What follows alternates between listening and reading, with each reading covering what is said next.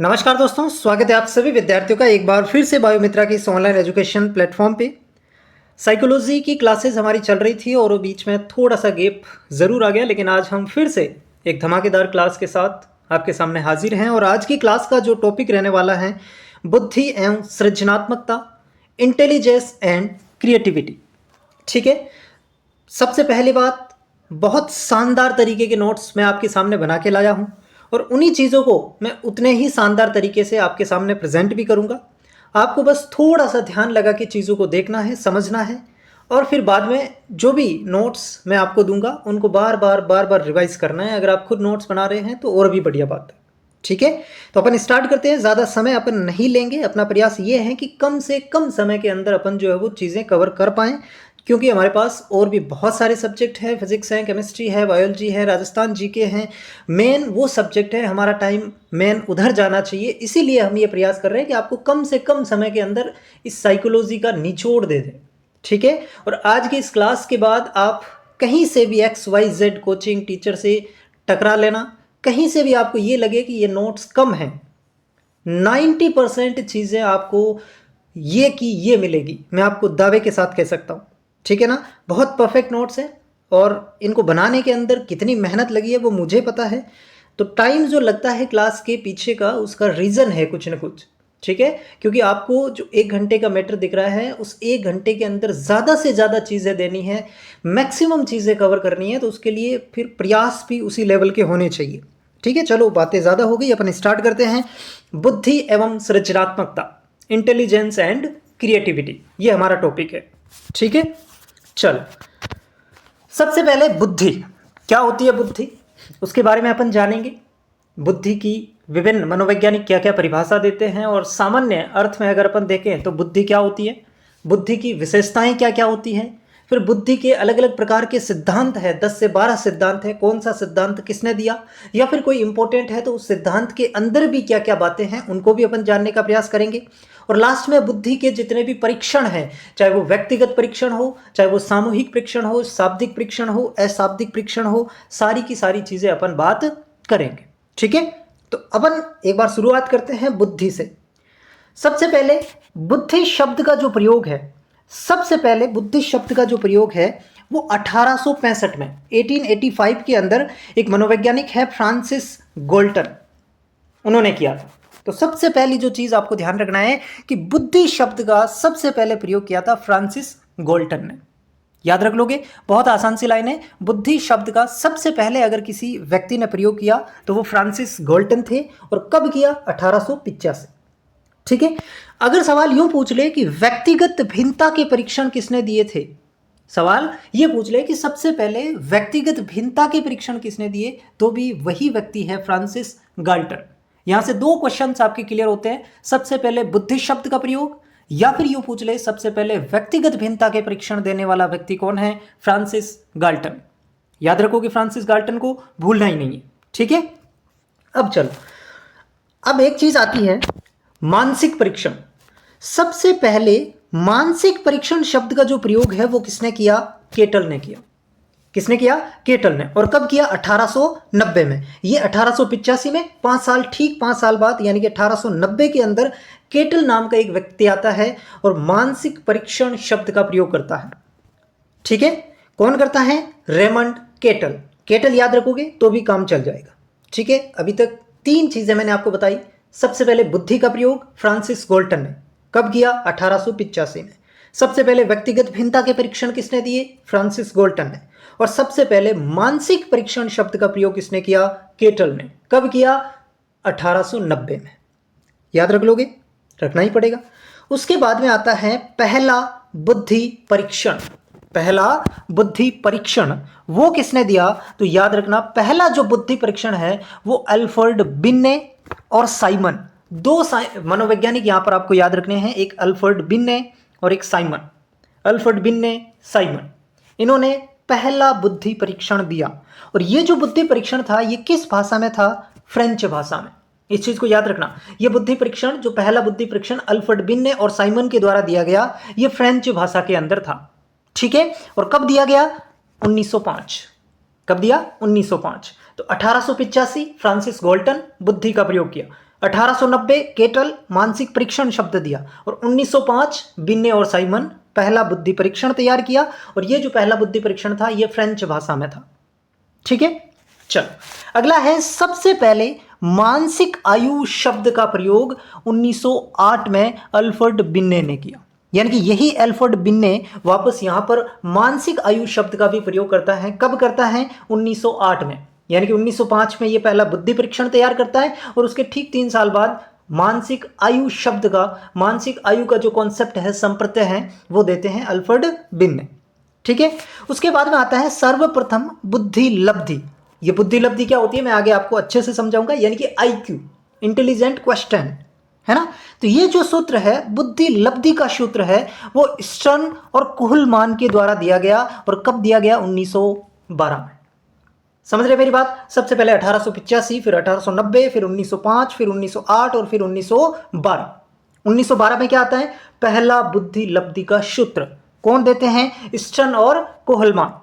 Stern और कोहलमान के द्वारा पहला बुद्धि लब्धि का सूत्र दिया गया। और क्या सूत्र दिया गया? IQ = MA/CA। MA का मतलब होता है मानसिक आयु, मेंटल एज।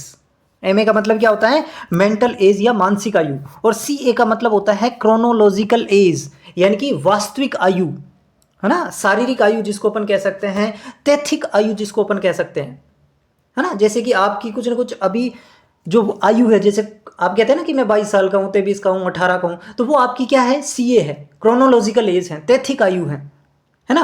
और MA क्या होता है? मेंटल एज, मानसिक आयु। दोनों को मैं क्लियर कर देता हूँ। तैथिक आयु क्या होती है कि व्यक्ति के जन्म से लेकर के वर्तमान तक की जो आयु है, आपके जन्मने के बाद अभी तक जितने साल के आप हुए, वो आपकी तैथिक आयु है। और मानसिक आयु क्या होती है? इसमें व्यक्ति का आउटपुट कैसा है, व्यक्ति के निष्पादन की बात होती है, और उसकी तुलना उसकी वर्तमान आयु से कम और ज़्यादा आयु वाले बच्चों से करते हैं। उसके बाद जो एक आयु हमें मिलती है उसको अपन मानसिक आयु कहते हैं। यानी कि आपकी मेंटल एज कितनी है, उसकी कंपैरिजन आपसे कम एज वालों के साथ भी करेंगे, आपकी ज़्यादा एज वालों के साथ भी करेंगे, और उसके बाद में एक मेंटल एज आपकी निकाली जाती है, तो वो मेंटल एज होती है। ठीक है, चलो तो अपने को क्या ध्यान रखना है कि बुद्धि लब्धि का सबसे पहले जो सूत्र दिया था वो स्टर्न और कोहलमान ने 1972 में, सॉरी 12 में दिया था, 1912 में। और सूत्र क्या था? IQ = MA/CA, यानी कि मानसिक आयु बटा वास्तविक आयु, मानसिक आयु बटा वास्तविक आयु। अब 1916 के अंदर एक मनोवैज्ञानिक आते हैं, टर्मन, और ये बुद्धि लब्धि के सूत्र को संशोधित करते हैं, उसमें कुछ न कुछ अमेंडमेंट करते हैं, संशोधन करते हैं, और एक नया सूत्र यहाँ से देते हैं। और वो सूत्र क्या है? जो पहले सूत्र था वो केवल इतना था, MA/CA, लेकिन अभी जो IQ का नया सूत्र आया वो क्या है? MA/CA × 100। MA/CA × क्या हो जाएगा? 100 हो जाएगा। ठीक है, और इसे अपन कहते हैं स्टैनफोर्ड बिन्ने परीक्षण। तो यहां पे मैंने लिख दिया, MA मानसिक आयु है, CA शारीरिक आयु है। बुद्धि लब्धि का सूत्र सबसे पहले किसने दिया? स्टर्न और कोहलमान ने। कब दिया? 1912 में। लेकिन बुद्धि लब्धि का जो संशोधित सूत्र है वो किसने दिया? टर्मन ने दिया। और वो सूत्र भी क्या है? MA/CA × 100। याद रख लोगे इतनी बातें। अभी तक जितनी भी बातें मैंने बताई है, एक बार फिर से बता रहा हूं। बुद्धि शब्द का सबसे पहले प्रयोग फ्रांसिस गाल्टन ने 1885 में। मानसिक परीक्षण शब्द का सबसे पहले प्रयोग 1890 में केटल ने। बुद्धि परीक्षण सबसे पहले जो तैयार किया गया वो अल्फ्रेड बिन्ने और साइमन के द्वारा 1905 में। मानसिक आयु शब्द का सबसे पहले प्रयोग अल्फ्रेड बिन्ने के द्वारा 1908 में। बुद्धि लब्धि का जो सूत्र है वो 1912 में स्टर्न और कुहलमान ने किया। सूत्र क्या दिया? MA/CA। बुद्धि लब्धि को ही IQ कहते हैं इंग्लिश में। ठीक है, और 1916 में टर्मन बुद्धि लब्धि का एक संशोधित सूत्र देता है, MA/CA × 100। MA क्या होती है? मानसिक आयु। CA क्या होती है? वास्तविक आयु, तैथिक आयु। ठीक है, शारीरिक आयु, कुछ भी कह सकते हो। तो ये यहां से लगभग 10 से 12 क्वेश्चन आपके बन सकते हैं, है ना। ये जो 4-5 लाइनें आपको दिख रही है, 10 से 12 क्वेश्चंस देते हैं और बार बार एग्जाम में पूछे जाते हैं। इन चीज़ों को ध्यान रखना। तो सारी चीज़ें मैंने आपको, देखो कितना बेहतरीन तरीके के नोट्स बनाए मैंने आपके लिए।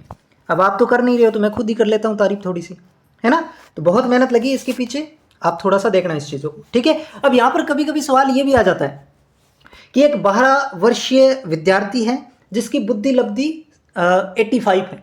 ठीक है, और उसकी जो मानसिक आयु है वो क्या होगी, है ना। क्वेश्चन दे दिया आपको कि उसकी जो है वो मानसिक आयु क्या होगी, है ना। उसकी वास्तविक आयु आपको दे दी कि 12 वर्ष का है। ठीक है, और उसकी जो IQ लेवल है वो आपको दे दिया कि वो 75 है। तो अब आप यहाँ से मानसिक आयु निकाल सकते हो कि नहीं निकाल सकते हो? ये फॉर्मूला लगाना है बस। कोई भी इस प्रकार का क्वेश्चन आ जाए, है ना, इसमें थ्योरेटिकल टाइप का, तो ये फॉर्मूला आपको लगाना है। इसमें से वो एक आपसे पूछेगा, या तो आईक्यू पूछेगा तो एमए सीए दे देगा, या फिर एमए पूछेगा तो फिर सीए और आईक्यू दे देगा। समझ रहे हैं? इधर उधर करके आपको ये कर लेना है, और मुझे जहाँ तक उम्मीद है ये चीज़ आप कर लोगे। ठीक है, बताने का मेरा फर्ज था, मैंने बता दिया कि ऐसा क्वेश्चन भी बन सकता है, तो उसमें घबराना नहीं है। आपको ये फॉर्मूला लगाना, I Q is equal to M A बटा सी ए इंटू 100। इस फॉर्मूले से आपका सारा काम हो जाएगा। ठीक है बच्चों, चलो अब यहाँ पर थोड़ा सा आपको ध्यान रखना है कि आई क्यू कितना किसका कितना होता है ना। अपन कहते हैं कि इसका आई क्यू बहुत ज़्यादा है, इसका आई क्यू कम है, आई क्यू बहुत ज़्यादा है तो वो प्रतिभाशाली है, आई क्यू कम है तो वो मतलब थोड़ा सा इस तरीके के होते हैं। तो अपन देख लेते हैं आईक्यू के बारे में। सामान्यतः जो बुद्धि लब्धि का जो वर्ग है, यानी कि नॉर्मली जो अपने जैसे इंसान होते हैं उनकी बुद्धि लब्धि कितनी होती है? 90 से 110 के बीच में होती है। ये सामान्य बुद्धि लब्धि का वर्ग है। ठीक है, सामान्य जो बुद्धि लब्धि का वर्ग है वो 90 से 110 आईक्यू होता है। आप और मैं जो इंसान है, हमारा आईक्यू कितना होता है? 90 से 110 के बीच में है। ठीक है, अगर कोई बच्चा प्रतिभाशाली बच्चा है, यानी कि गॉड गिफ्टेड जिसे अपन कह सकते हैं, उस प्रकार के जो बच्चे होते हैं उनका आईक्यू लेवल 140 प्लस होता है। ठीक है ना, उनका आईक्यू लेवल कितना होता है? 140 से भी ज़्यादा होता है। उसको अपन कहते हैं प्रतिभाशाली बच्चे। और मंद बुद्धि बच्चे क्या होते हैं? जिनकी बुद्धि लब्धि 70 से भी कम हो जाती है। तो यहाँ पे आप चीज़ समझ पा रहे हो, अगर बुद्धि लब्धि 70 से भी कम है मतलब वो मंद बुद्धि है, वो मूर्ख है, मूड है, जड़ है। ठीक है, अगर बुद्धि लब्धि 90 से 110 के बीच में है वो सामान्य की कैटेगरी में आता है। और अगर बुद्धि लब्धि 140 से भी ज़्यादा है तो वो कैसे हैं? प्रतिभाशाली बच्चे हैं, यानी कि आपके गॉड गिफ्टेड टाइप के स्टूडेंट जो होते हैं वो इस कैटेगरी में आ जाते हैं। ठीक है, तो समझ गए? आपसे अगर पूछे सामान्य बुद्धि लब्धि का वर्ग 90 से 110, प्रतिभाशाली बच्चों की आईक्यू लेवल कितना होता है? 140 प्लस, और मंद बुद्धि का 70 से भी कम। अब इसके अंदर भी अलग अलग कैटेगरी है, जैसे प्रतिभाशाली 140 से ज़्यादा होता है, फिर प्रखर बुद्धि वाले आते हैं कि भाई 130 से 140 के बीच, फिर तीव्र बुद्धि वाले आते हैं 120 से 130 के बीच, फिर सामान्य बुद्धि से थोड़े से ऊपर होते हैं 110 से 120 के बीच, फिर सामान्य बुद्धि 90 से 110 के बीच जो अपन ने बात की, फिर सामान्य से थोड़े से कम होते हैं 80 से 90 के बीच, है ना, फिर सीमांत होते हैं। तो इस प्रकार की कैटेगरी तो बहुत सारी बन जाती है, लेकिन अपन को मोस्टली ये तीन जो है वो ध्यान रखना है। एक तो प्रतिभाशाली 140 से ज़्यादा, एक सामान्य बुद्धि 90 से 110, और एक मंद बुद्धि 70 से कम। अब इस पेज के अंदर आपको कोई भी डाउट हो तो आप मुझे कमेंट में बता देना, मैं उसका थोड़ा सा आपको क्लियर कर दूंगा। बाकी सारी चीज़ें हमने आपको बता दी। ठीक है, आगे बढ़ूँ मैं? चल, नेक्स्ट हमारे पास आती है बुद्धि की परिभाषाएं। ठीक है, बुद्धि की परिभाषा पहले जो अलग अलग मनोवैज्ञानिक है वो जो परिभाषा दे रहे हैं उनको अपन देख लेते हैं, फिर अपन एक सामान्य अर्थ में देखेंगे कि बुद्धि क्या होती है। ठीक है ना, क्योंकि मनोवैज्ञानिक वाली तो वैसे भी अपन को याद रखनी पड़ेगी, सीधे सीधे टपरे की, है ना। तो बोरिंग क्या कहते हैं? बोरिंग कहते हैं कि जो बुद्धि परीक्षण मापता है वही बुद्धि है, यानी कि आईक्यू जो चीज़ मापता है ना वो बुद्धि है। समझ रहे मेरी बात को? बोरिंग की परिभाषा ये है, बहुत ही बोरिंग नहीं है, बहुत ईजी है परिभाषा तो, कि जो बुद्धि परीक्षण मापता है ना, जो आईक्यू मापता है वही बुद्धि है। तो ये तो आई थिंक याद रह जाएगी सबको। बोरिंग क्या कहते हैं? जो बुद्धि परीक्षण मापता है वही बुद्धि है। जो बुद्धि परीक्षण मापता है वही क्या है? बुद्धि है। फिर एक आते हैं टर्मन। टर्मन कहते हैं कि बुद्धि अमूर्त विचारों के बारे में सोचने की योग्यता है। अमूर्त दो चीजें होती है, एक होती है मूर्त और एक होती है अमूर्त। दोनों में अंतर क्या है? मूर्त का मतलब जो प्रत्यक्ष रूप से हम सामने देख सकते हैं, जैसे कि आपके सामने फोन है तो वो एक मूर्त चीज है। समझ रहे मेरी बात को? मूर्त का मतलब जिसको प्रत्यक्ष रूप से आप देख सकते हैं, आपके सामने जो भी कुछ आपके सामने दिख रहा है, जैसे ऊपर आप देखोगे पंखा दिखेगा तो वो एक मूर्त चीज है। आपके सामने स्क्रीन के सामने फोन है तो वो एक मूर्त चीज है। अमूर्त का मतलब होता है जो चीज सामने प्रत्यक्ष रूप से नहीं दिखे, अप्रत्यक्ष रूप से हम अपने मस्तिष्क में उसका एक मानसिक चित्रण करें। समझ रहे मेरी बात को? मानसिक चित्रण जो होता है वो अमूर्त चीज होती है। तो ये बुद्धि, टर्मन इसके बारे में कहते हैं कि ये अमूर्त विचारों के बारे में सोचने की योग्यता है। बुद्धि क्या है? अमूर्त विचारों के बारे में सोचने की योग्यता है। फिर आते हैं बर्ट। बर्ट कहते हैं कि बुद्धि संज्ञानात्मक योग्यता है। संज्ञानात्मक का मतलब सोचने समझने की, तर्क करने की जो योग्यता होती है वो बुद्धि है। और फिर लास्ट में आते हैं रोस। ये कहते हैं कि नवीन परिस्थितियों से अनुकूलन ही बुद्धि है, यानी कि समायोजन की जो क्षमता होती है, नवीन परिस्थितियों से अनुकूलन, वो बुद्धि है। ये चारों परिभाषाएं हैं और चारों बहुत आसान है बुद्धि की। कैसे याद रखोगे? बोरिंग की तो बहुत ही सिंपल है, जो बुद्धि परीक्षण मापेगा वही बुद्धि। टर्मन कहते हैं कि अमूर्त विचारों की योग्यता, टर्मन अमूर्त विचार, पूरी रटने की जरूरत नहीं है, इसके अंदर आपको कीवर्ड्स मिल रहे हैं। बुद्धि परीक्षण मापेगा वो बुद्धि, तो किसकी हो जाएगी? बोरिंग की। अमूर्त विचारों के बारे की सोचने की योग्यता, यानी कि अमूर्त विचार के बारे में बात हो जाए, टर्मन। संज्ञानात्मक योग्यता है, संज्ञानात्मक मतलब सोचने की, समझने की, तर्क करने की जो शक्ति होती है, ये परिभाषा बर्ट की हो जाएगी। और नवीन परिस्थितियों से अनुकूलन की योग्यता है, ये बात कौन कहते हैं? रोज कहते हैं। तो चारों के अंदर कीवर्ड आपको मिल गए, बोरिंग बुद्धि परीक्षण, टर्मन अमूर्त विचार, बर्ट संज्ञानात्मक सोचने समझने की शक्ति, और रोज नवीन परिस्थितियों से अनुकूलन। बस खटाक से याद हो जाएगी, कोई डिफिकल्ट नहीं है। अब एक सामान्य अर्थ अपन निकालना चाहें तो बुद्धि क्या होती है, आप क्या समझते हैं बुद्धि से? देखो, बुद्धि कोई एक किताबी ज्ञान से मतलब नहीं है कि जो बच्चा बहुत ज़्यादा पढ़ने में होशियार है उसी के पास ज़्यादा बुद्धि होगी, नहीं।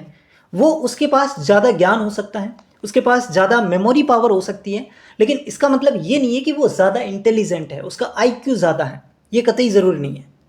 समझ रहे हैं? तो बुद्धि एक विस्तृत व्यापक क्षेत्र है, यहाँ पर उसको केवल किताबी ज्ञान के अंदर नहीं समेटा जा सकता। एक हम ये भी तो सोचते हैं कि हमारे गांव के आसपास बहुत सारे ऐसे लोग होते हैं जो पढ़े लिखे नहीं होते हैं, लेकिन उनका दिमाग बहुत अच्छे से काम करता है। अपन कहते हैं यार क्या दिमाग है तेरा, तो ऐसे भी लोग अपने आसपास अपन देखते हैं। तो वो होते हैं, उनके पास होती है बुद्धि। अपन थोड़ा सा इसका अलग अर्थ में, अलग फील्ड में, अलग रास्ते पे चले जाते हैं कि बुद्धि का मतलब जो बच्चा इंटेलिजेंट है, जो क्लास में टॉपर आता है, वो नहीं होती बुद्धि। बुद्धि एक अलग चीज़ है। बुद्धि केवल किताबी ज्ञान से संबंध नहीं है। ज्ञान और स्मृति यानी कि मेमोरी पावर, वो अलग चीज़ है, बुद्धि अलग चीज़ है। ठीक है, तो ये थोड़ा सा आपको ध्यान रखना है। बुद्धि क्या है? अलग अलग मनोवैज्ञानिक अलग अलग बातें कहते हैं, जो अपन ने ऊपर दिखाई। कुछ मनोवैज्ञानिक कहते हैं कि ये समायोजन की योग्यता है।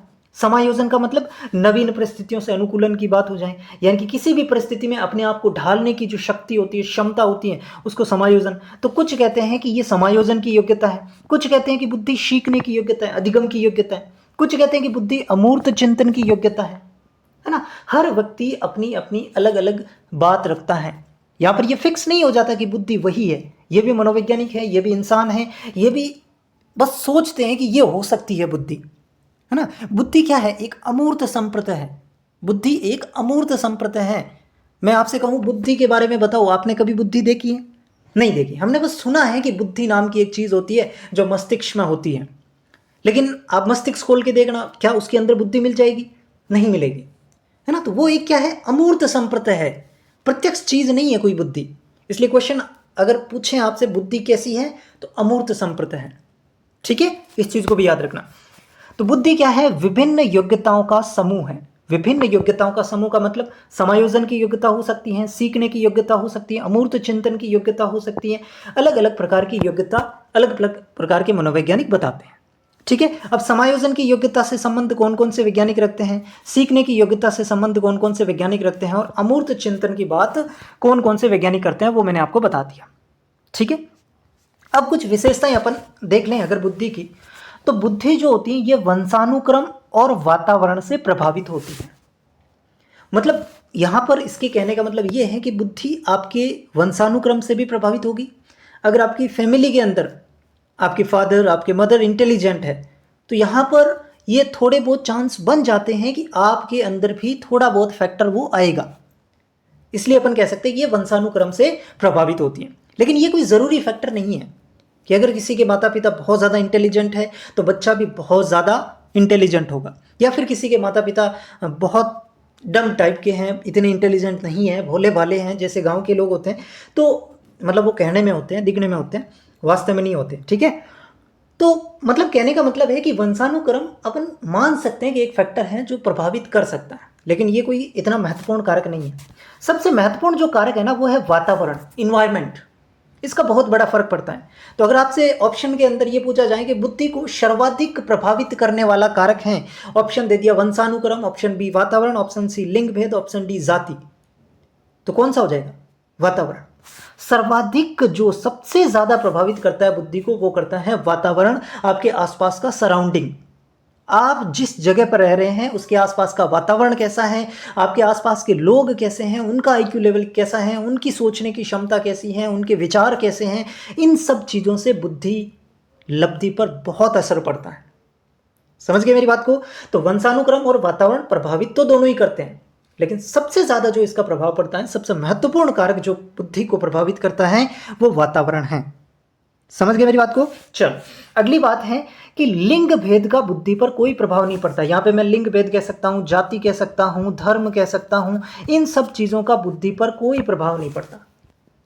मतलब ये कहीं नहीं लिखा है कि ये इस जाति का है तो इसके पास बुद्धि कम होगी, और ये जनरल का है तो इसके पास बुद्धि ज़्यादा होगी, ये SC ST का है इसके पास बुद्धि कम होगी। जाति के आधार पर बुद्धि का बंटवारा नहीं होता है, धर्म के आधार पर बुद्धि का बंटवारा नहीं होता है, लिंग भेद का भी बुद्धि पर कोई प्रभाव नहीं पड़ता है कि लड़की है तो इसका दिमाग घुटनों में होगा। जरूरी नहीं है, हो सकता है उसका दिमाग सही जगह पर भी हो, है ना। तो लिंग भेद का भी कोई, और आजकल तो लड़कियां लड़कों से बहुत आगे जा चुकी हैं पढ़ाई के मामले में। लड़के तो हर चीज़ से डिस्ट्रैक्ट हो जाते हैं, और लड़कियां ज़्यादा कर देती हैं उनको, लेकिन लड़कियां इस चीज़ में बहुत होशियार निकलती है। वो डिस्ट्रैक्ट नहीं होती, वो दूसरों को कर देती है, फिर उसके 5-7 दिन गए और वो खुद आराम से मज़े से पढ़ती है, फिर 5-7 दिन। कंपटीशन कम कर रही है तो संभल के चलना आप लोग भी, ठीक है। तो लिंग भेद का भी बुद्धि पर कोई प्रभाव नहीं पड़ता है। लड़के के पास भी ज़्यादा बुद्धि हो सकती है, लड़कियों के पास भी ज़्यादा बुद्धि हो सकती है, उल्टा भी हो सकता है दोनों केस में, ठीक है। चलो अगला है, ये एक अमूर्त चिंतन करने की योग्यता है। हम पढ़ ही चुके हैं भाई, अमूर्त चिंतन की योग्यता है, समायोजन की योग्यता है, सीखने की योग्यता है, कुल मिलाकर के योग्यताओं का समूह है, ग्रुप ऑफ कैपेसिटी। योग्यता को कैपेसिटी कहते हैं शायद। बुद्धि ज्ञान और स्मृति नहीं है, ये बात मैं अभी आपको और बता रहा था कि बुद्धि का संबंध ज्ञान और स्मृति से नहीं है। इसका मतलब ये नहीं है कि किसी की मेमोरी पावर ज़्यादा है कि वो 1 घंटे में 5 पेज रट सकता है, तो इसका मतलब ये थोड़ी है कि उसके पास बुद्धि ज़्यादा है। नहीं, बुद्धि का संबंध इससे नहीं है, ज्ञान और स्मृति से। बुद्धि एक अलग चीज़ है। बुद्धि समस्या समाधान में सहायक होती है। मतलब जिसके पास बुद्धि होगी वो किसी भी प्रकार की उसके सामने समस्या आएगी त्वरित उसका समाधान करेगा, है ना। प्रत्युत्पन्नमति होती है। प्रत्युत्पन्नमति का मतलब शीघ्र उत्तर देने की जो क्षमता होती है वो बुद्धि वाले के पास होती है, वो उसके पास, ठीक है। बुद्धि परिवर्तनशील होती है, मतलब उसके अंदर चेंज आते रहते हैं, तो वो बुद्धि परिवर्तनशील हो जाएगी। बुद्धि विकासशील होती है, लगातार उसके अंदर विकास होता रहता है। तो ये सारी की सारी बुद्धि की विशेषताएं हैं। आई समझ में? बुद्धि क्या है? योग्यताओं का समूह है। ध्यान से सुनना, बुद्धि क्या है? विभिन्न योग्यताओं का समूह है। एक आध योग्यता नहीं है, बहुत सारी योग्यताओं का जब ग्रुप हो जाता है तो उसको अपन कहते हैं बुद्धि। क्या क्या योग्यता हो सकती है? समायोजन की योग्यता अगर किसी के पास है मतलब बुद्धि। कुछ लोग कहते हैं कि सीखने की योग्यता जिसके पास है उसके पास बुद्धि है। कुछ कहते हैं कि अमूर्त चिंतन करने की योग्यता जिस बंदे के पास है उसके पास बुद्धि है। तो अलग अलग मनोवैज्ञानिक अलग अलग कथन कहते हैं, ठीक है। बुद्धि पर वंशानुक्रम और वातावरण का प्रभाव बिल्कुल पड़ता है। लिंग भेद, जाति, धर्म, इनका प्रभाव नहीं पड़ता है। अमूर्त चिंतन करने की योग्यता है। और बुद्धि क्या है? एक अमूर्त संप्रदाय है। याद रखना इस चीज को। बुद्धि का संबंध ज्ञान और स्मृति से नहीं है। संबंध तो हो सकता है लेकिन ज्ञान और स्मृति ही बुद्धि नहीं है, ये थोड़ा सा ध्यान रखना। संबंध जरूर हो सकता है ज्ञान और स्मृति से बुद्धि का, लेकिन ज्ञान ही बुद्धि है, स्मृति ही बुद्धि है, ये गलत हो जाएगा, ठीक है। बुद्धि समस्या समाधान में सहायक होती है, बुद्धि परिवर्तनशील होती है, बुद्धि विकासशील होती है। ये सारी की सारी बुद्धि की विशेषता है। और भी कुछ अगर नहीं मिल जाए तो जहां तक मुझे लगता है आप कर लोगे, है ना, कर लोगे ना। बुद्धि क्या होती है अपने, देखो साइकोलॉजी एक ऐसा विषय है जहां पर सारी की सारी चीज़ें आपको हूबहू नहीं मिलेगी, आपको अपना दिमाग खर्च करने की आवश्यकता होगी वहां पे, ठीक है। तो चलो अपन बढ़ते हैं आगे। इतना आई थिंक आपको समझ में आया होगा। चलो फिर अब हमारे पास आते हैं बुद्धि के प्रकार। अभी तक हमने जितनी बातें पढ़ी क्या आपको याद है? सबसे पहले हमने बात की बुद्धि से संबंधित कुछ मनोवैज्ञानिक और खोज के बारे में, शब्द सबसे पहले किसने दिए उसके बारे में। फिर बुद्धि की अलग अलग मनोवैज्ञानिक क्या परिभाषा देते हैं, और फिर बुद्धि की विशेषता क्या है। अब हम पढ़ेंगे बुद्धि के प्रकार, कि बुद्धि कितने प्रकार की होती है, ठीक है। तो यहां पर ध्यान रखना है, दो मनोवैज्ञानिक, एक थॉर्नडाइक और एक गेरट। दो वैज्ञानिक कौन कौन से हैं? थॉर्नडाइक और गेरट। ये दोनों बुद्धि के 3 प्रकार बताते हैं। ये कहते हैं कि बुद्धि 3 प्रकार की होती है। कितने प्रकार की होती है? 3 प्रकार की होती है। कौन कौन सी होती है साहब? एक होती है सामाजिक बुद्धि, एक होती है सामाजिक बुद्धि, एक होती है मूर्त बुद्धि, और एक होती है अमूर्त बुद्धि। याद होगी, बहुत आसान है। मूर्त, अमूर्त, सामाजिक। बुद्धि कितने प्रकार की हो जाएगी? 3 प्रकार की। किसके अनुसार? थॉर्नडाइक और गेरट। थॉर्नडाइक और गेरट। थॉर्नडाइक कौन है? शिक्षा मनोविज्ञान के जनक है। तो थॉर्नडाइक और गैरेट बुद्धि के 3 प्रकार बताते हैं, मूर्त, अमूर्त, सामाजिक। मूर्त, अमूर्त, सामाजिक, याद रख लोगे, रखना ही पड़ेगा। सामाजिक बुद्धि जो होती है वो क्या होती है? ऐसी बुद्धि जो अन्य लोगों को समझने और उनके साथ प्रभावी सामाजिक संपर्क स्थापित करने में सहायता करे। सामाजिक बुद्धि क्या होती है? ऐसी बुद्धि जो दूसरे लोगों को समझने में सहायता करे और उनके साथ एक प्रभावी संपर्क स्थापित करने में सहायता करे, वो सामाजिक बुद्धि है। जैसे कि अगर मैं बात करूं, राजनीतिज्ञ यानी कि राजनेता है। राजनेता जैसे ही कहीं किसी जगह पर जाएगा, वो उस जगह की पहले बिल्कुल तहे से क्या करेगा? खोजबीन करेगा कि उसके लोगों की समस्या क्या है, लोग सोचते क्या है और लोग चाहते क्या है।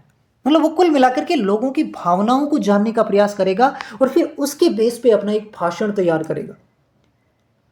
और फिर उस भाषण के अंदर वो इस प्रकार की चीजें रखता है कि लोगों के बिल्कुल दिल जीत लेता है। तो वो उसके अंदर सामाजिक बुद्धि है। सामाजिक बुद्धि कैसे हुई? वो पहले लोगों को समझता है कि लोग क्या चाहते हैं, वहां की समस्या क्या है, मैं क्या बोलूंगा कि लोग इंप्रेस हो जाएंगे, समझ रहे? और फिर जो है वो उतना ही प्रभावी ढंग से क्या करता है? उनके साथ संपर्क स्थापित करता है। उसी लैंग्वेज के अंदर, मान लो किसी क्षेत्रीय अलग जाता है तो वहां की क्षेत्रीय भाषा का इस्तेमाल करता है, तो वहां से लोग क्या करते हैं? एक दूसरे को कनेक्ट करते हुए पाते हैं कि यार ये तो अपने जैसा ही है, ये अपनी बात को समझेगा। तो वो प्रकार की जो बुद्धि जिन व्यक्तियों में पाई जाती है, उस प्रकार की बुद्धि को अपन सामाजिक बुद्धि कहेंगे। समझ गए? तो सामाजिक बुद्धि का सीधा सीधा मतलब है समाज के अंदर जो एस्टेब्लिश्ड होना चाहते हैं, समाज के साथ जो प्रभावी तरीके से कम्युनिकेशन बना पाते हैं, उनमें सामाजिक बुद्धि होती है। मूर्त बुद्धि क्या होती है? सबसे पहले तो मूर्त बुद्धि के कई सारे नाम हैं। मूर्त बुद्धि को ही यांत्रिक बुद्धि कहते हैं, मूर्त बुद्धि को ही गामक बुद्धि कहते हैं, मूर्त बुद्धि को ही व्यवहारिक बुद्धि कहते हैं। तो ये चीज आपको जरूर ध्यान रखना है कि मूर्त बुद्धि के 4 नाम हैं, यांत्रिक, गामक, व्यवहारिक। ठीक है? अच्छा, मूर्त बुद्धि होती क्या है? मूर्त का मतलब जो मूर्त संप्रत्यों को समझने में सहायता करे। मूर्त का मतलब जो चीज हमारे सामने है उसको देख करके हमें कोई अंदाजा लगाना है, हमें कोई आइडिया लगाना है, तो उसके अंदर जो बुद्धि चाहिए वो मूर्त बुद्धि चाहिए। समझ गए मेरी बात को? जैसे कि कोई भी कारीगर है, कोई भी इंजीनियर है, कोई भी मूर्तिकार है, तो उनके अंदर मूर्त बुद्धि होती है। मूर्त का मतलब वो चीज़ों को सामने देख करके अंदाजा लगाते हैं कि अच्छा ऐसा करो, ये इधर कर दो, ये इधर कर दो, है ना? जैसे भी कोई मकान का नक्शा बनाते हैं तो वो एक तरीके से क्या करते हैं? मूर्त बुद्धि का प्रयोग करते हैं। एक होती है अमूर्त बुद्धि, यानी कि मानसिक क्रियाओं के द्वारा जो चीज़ें होती हैं उसको कहते हैं अमूर्त बुद्धि। मानसिक क्रिया तो यहाँ पे भी होती है, लेकिन यहाँ पर क्या होती है? पूरी की पूरी अमूर्त चीज़ होती है। वहाँ पर प्रत्यक्ष कुछ भी दिखाई देने के लिए नहीं होता है। जितने भी गणितज्ञ होते हैं, गणित के अंदर अपन क्या करते हैं? माना कि x है यहाँ पर, है ना, x + y का अनुपात ये है, तो ऐसे कुछ ना कुछ करते रहते हैं। तो वो क्या है? पूरी की पूरी चीज़ें क्या है? हाइपोथेटिकल है। पूरी की पूरी चीज़ें जो है वो थिंकिंग प्रोसेस पे डिपेंड करती हैं। यानी कि सारे के सारे कॉन्सेप्ट आप अपने माइंड के अंदर ही घुमाते हो। सारी की सारी चीज़ें अमूर्त है कि वास्तव में आपके सामने दिख रहा है क्या x + x2 ऐसा कुछ हो रहा है? नहीं हो रहा है। आप अपने दिमाग में ही उन कैलकुलेशंस को घुमा रहे होते हैं। तो वो होती है अमूर्त बुद्धि, है ना? जितने भी वैज्ञानिक है, कहानीकार जितने भी होते हैं, है ना, कोई कहानी बनाते हैं, तो वो भी एक तरीके से अपने दिमाग के अंदर कुछ चीज़ों को इमेजिन करते हैं जो वास्तव में फिर उसको क्रिएट कर देते हैं कहानी के तौर पर। तो उन सब के अंदर कौन सी बुद्धि होती है? अमूर्त बुद्धि होती है। इसे सैद्धांतिक बुद्धि भी कहते हैं। मूर्त बुद्धि को व्यवहारिक बुद्धि कहेंगे और अमूर्त बुद्धि को सैद्धांतिक बुद्धि कहेंगे। ठीक है? बाकी गामक बुद्धि, यांत्रिक बुद्धि, ये सारे मूर्त बुद्धि के नाम हैं। जिनके पास अमूर्त बुद्धि होते हैं, ऐसे बालक, ऐसे व्यक्तियों की जो शैक्षणिक उपलब्धियां होती है वो भी उच्च स्तरीय होती है। यानी कि ये कक्ष में, स्कूल में, कॉलेज में भी बहुत मचा रहे होते हैं, सिंपल कहने का मतलब। ठीक है? तो शैक्षणिक उपलब्धियां उच्च स्तरीय होती हैं, अच्छे मार्क्स वाली होती है, सिंपल सी बात है। ठीक? बुद्धि के प्रकार समझ पाए? सामाजिक बुद्धि, मूर्त, अमूर्त। किसने बताई प्रकार? थॉर्नडाइक और गैरेट ने। क्लियर है? चलो फिर नेक्स्ट आगे बढ़ते हैं अपन। अब हमारे पास आ जाते हैं बुद्धि के सिद्धांत। वेरी वेरी इंपॉर्टेंट, सारी चीज़ें वेरी वेरी इंपॉर्टेंट है। एक भी यहाँ पर कुछ ऐसा नहीं है जो इंपॉर्टेंट नहीं है। बुद्धि के सिद्धांत अपन पढ़ते हैं। सबसे पहले इसके अंदर सिद्धांत 2 तरीके के होते हैं। सिद्धांत दो तरीके के होते हैं, दो नहीं होते, सिद्धांत बहुत सारे होते हैं, लेकिन दो टाइप के सिद्धांत होते हैं। एक होते हैं कारकीय सिद्धांत और एक होते हैं प्रक्रिया प्रधान सिद्धांत। ठीक है, एक होते हैं कारकीय सिद्धांत, एक होते हैं प्रक्रिया प्रधान सिद्धांत। कारकीय सिद्धांत अपन पहले पढ़ेंगे क्योंकि ज्यादा यही है। प्रक्रिया प्रधान सिद्धांत में अपन को एक दो बात करनी है बस। ठीक है, कारकीय सिद्धांत अपन पहले पढ़ रहे हैं और उस कारकीय सिद्धांत में पहला जो सिद्धांत है वो है एक कारकीय सिद्धांत, यूनिफैक्टर थ्योरी, एक कारकीय सिद्धांत। यहां पर जो याद रखने वाली बात इतनी सी है कि एक कारकीय सिद्धांत किसने दिया, बाकी आपसे कुछ नहीं पूछेगा। अगर यहां से क्वेश्चन बनेगा तो इतना बनेगा कि एक कारकीय सिद्धांत किसने दिया, अल्फ्रेड बिन्ने। कौन है अल्फ्रेड बिन्ने, याद करो, पीछे हमने दो जगह नाम पढ़े थे अल्फ्रेड बिन्ने के, याद करो। अब ये जो अल्फ्रेड बिन्ने हैं, यही अल्फ्रेड बिन्ने एक कारकीय सिद्धांत देता है। ठीक है, सवाल इतना सा ही बनेगा। लेकिन फिर भी एक कारकीय सिद्धांत क्या होता है अगर थोड़ा सा अपन देखें तो ये कहना चाह रहे थे कि बुद्धि का जो है ना, बुद्धि में केवल एक घटक होता है, बुद्धि में केवल एक ही कारक होता है, बुद्धि में केवल एक ही कारक होता है। कहने का मतलब अगर कोई व्यक्ति एक काम अच्छे से कर रहा है तो इसका मतलब ये है कि वो दूसरा काम भी उतना ही अच्छे से करेगा। कैसे, जैसे मैं अगर आपको समझाना चाहूँ तो इसके कहने का मतलब ये है कि अगर एक व्यक्ति बहुत बढ़िया फुटबॉल खेलता है, अगर एक व्यक्ति बहुत बढ़िया फुटबॉल खेलता है तो वो व्यक्ति बहुत बढ़िया खाना भी बना सकता है। क्या इन बातों का दोनों में आपस में कोई इंटरकनेक्शन है? नहीं समझ में आ रहा है ना। तो इसलिए ये सिद्धांत भी किसी को नहीं समझ में आया तो ये सिद्धांत बाद में क्या हो जाता है, खारिज हो जाता है ना, होना ही था। ये कहने का मतलब केवल एक ही घटक होता है बुद्धि का, और वो घटक मतलब अगर किसी का ज़्यादा है तो फिर वो सभी कामों में बढ़िया होंगे, और वो घटक कम है तो फिर वो सभी कामों में कम होंगे, जबकि ऐसा नहीं होता है। ठीक है, इसी एक कार्य के सिद्धांत को कहते हैं निरंकुशवादी सिद्धांत, निरंकुशवादी सिद्धांत। ठीक है, फिर आता है द्विकारकीय सिद्धांत या फिर द्वितत्व का सिद्धांत, है ना, ये इंपॉर्टेंट है, ये सबसे इंपॉर्टेंट है। द्विकारकीय सिद्धांत या द्वितत्व का सिद्धांत कौन देते हैं? सबसे पहले चार्ल्स स्पीयरमैन, याद रखना आपको, ठीक है ना। कौन देते हैं? Charles Spearman.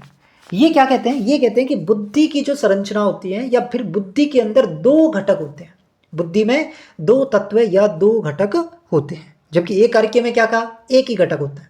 द्विकारकीय में क्या कहा, दो घटक होते हैं।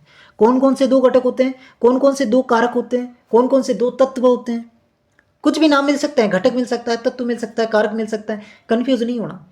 एक होता है, इन्होंने कहा सामान्य कारक, जनरल फैक्टर, जीएफ या जी, ठीक है, और एक होता है विशिष्ट कारक, स्पेशल फैक्टर, एसएफ। ये दो कारक होते हैं। समझ में आई मेरी बात?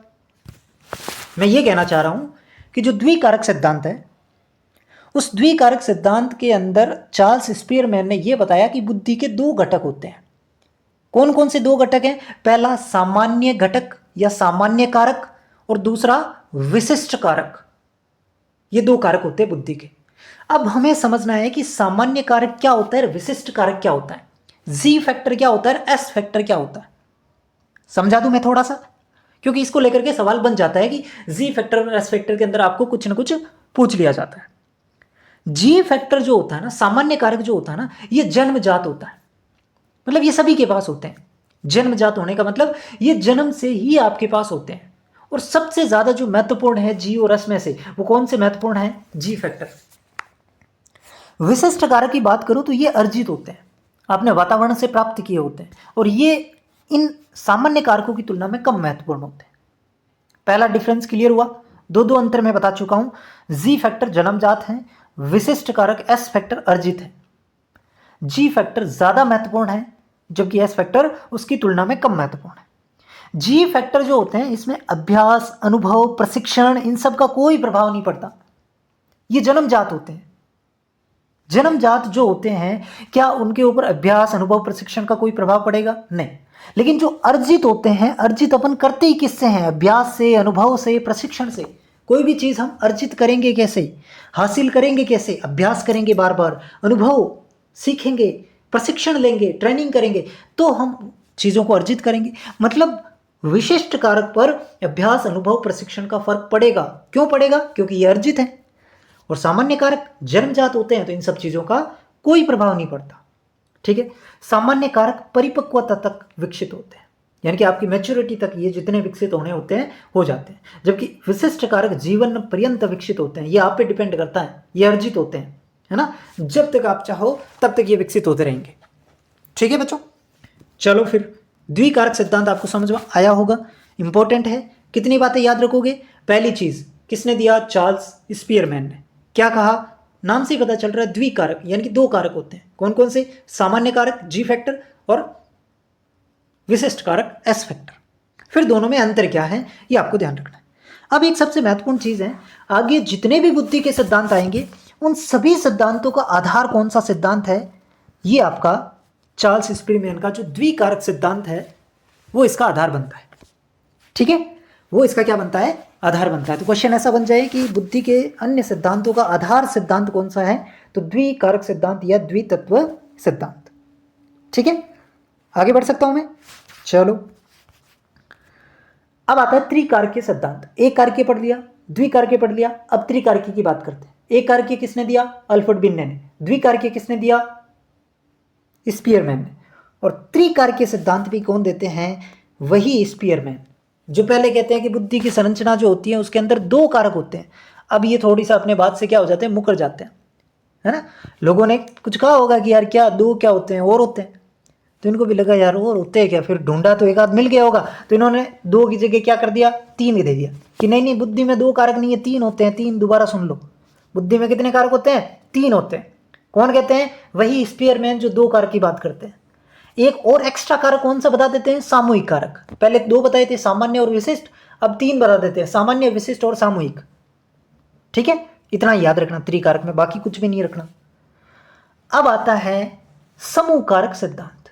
समूह मतलब ग्रुप, ग्रुप के अंदर फैक्टर होते हैं, ग्रुप कारक। कहने का मतलब पूरा का पूरा कारक का समूह होता है, एक दो तीन नहीं, पूरा का पूरा एक समूह होता है कारकों का। समझ रहे हो मेरी बात, मैं क्या कहना चाह रहा हूं? कोई मनोवैज्ञानिक कह रहा था कि बुद्धि में एक घटक एक कारक होता है, कोई कह रहे थे दो कारक होता है, कोई कहते तीन कारक होते हैं। अब ये कहते हैं कि एक दो तीन नहीं, पूरा का पूरा समूह होता है कारकों का। और ये जो सिद्धांत दिया जाता है समूह कारक सिद्धांत, वो दिया जाता है लुई थर्स्टन के द्वारा। किसके द्वारा? Louis Thurston. याद रख लोगे, लुई थर्स्टन को रखना ही पड़ेगा। लुई थर्स्टन का समूह कारक सिद्धांत। ठीक है, अच्छा, अब ये बताते हैं कि 7 प्रकार की प्राथमिक मानसिक योग्यता होती है एक व्यक्ति में, एक बुद्धि के अंदर 7 प्रकार की। तो ये एक पूरा पूरा एक समूह बन गया ना, 7 कारक बताते हैं ये। और वो 7 कारक कौन कौन से, ये आपको ध्यान रखना है। एक कारक है शाब्दिक या वाचिक योग्यता, एक है संख्या या आंकिक योग्यता। ये क्या हो गया, समझ में आ रहा है मैं क्या कहना चाह रहा हूं? एक बार ध्यान से सुनो। समूह कारक सिद्धांत लुई थर्स्टन ने दिया।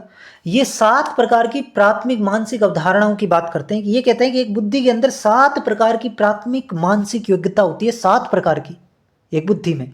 वो 7 प्रकार की कौन कौन सी योग्यता है? एक तो बुद्धि में होती है शाब्दिक या वाचिक योग्यता। शाब्दिक या वाचिक योग्यता मतलब ये होता है कि शब्दों को, विचारों को, उनके अर्थ को समझने की जो योग्यता होती है वो शाब्दिक योग्यता होती है। फिर एक होती है संख्या या सांख्यिक कह सकते हैं, या फिर आंकिक कह सकते हैं, है ना। तो वो हो जाती है आंकिक या सांख्यिक योग्यता, मतलब संख्याओं को समझने की योग्यता। दो ये हो गई। तीसरी होती है देशिक या स्थानिक, देशिक या स्थानिक योग्यता, मतलब 3D के अंदर कोई भी चीज समझने की जो योग्यता होती है उसको देशिक या स्थानिक योग्यता कहते हैं। फिर आती है प्रत्यक्षीकरण की योग्यता, है ना। तो प्रतिरूप और रचनाओं के द्वारा जो चीजें आप सीखते हैं या देखते हैं, तो वो जो योग्यता होती है वो प्रत्यक्षीकरण की योग्यता होती है। फिर होती है एक स्मृति की योग्यता, यानी कि सूचनाओं को याद रखने की, स्मरण रखने की, उसको धारित रखने की योग्यता आपके पास कितनी है, कितना आप स्टोर करके रख सकते हैं।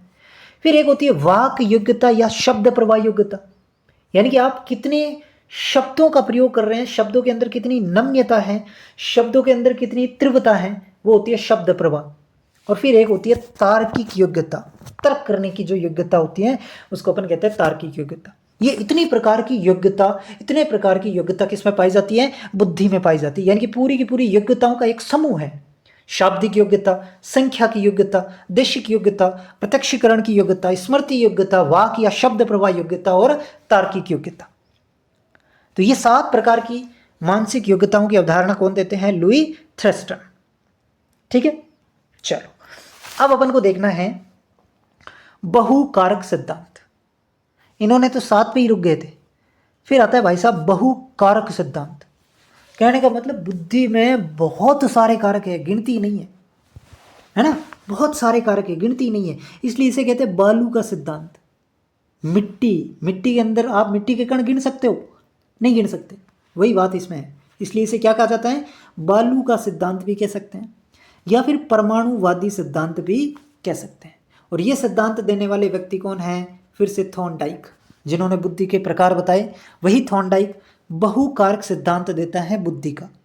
याद रख लोगे, बुद्धि का बहुकारक सिद्धांत थॉर्नडाइक ने दिया।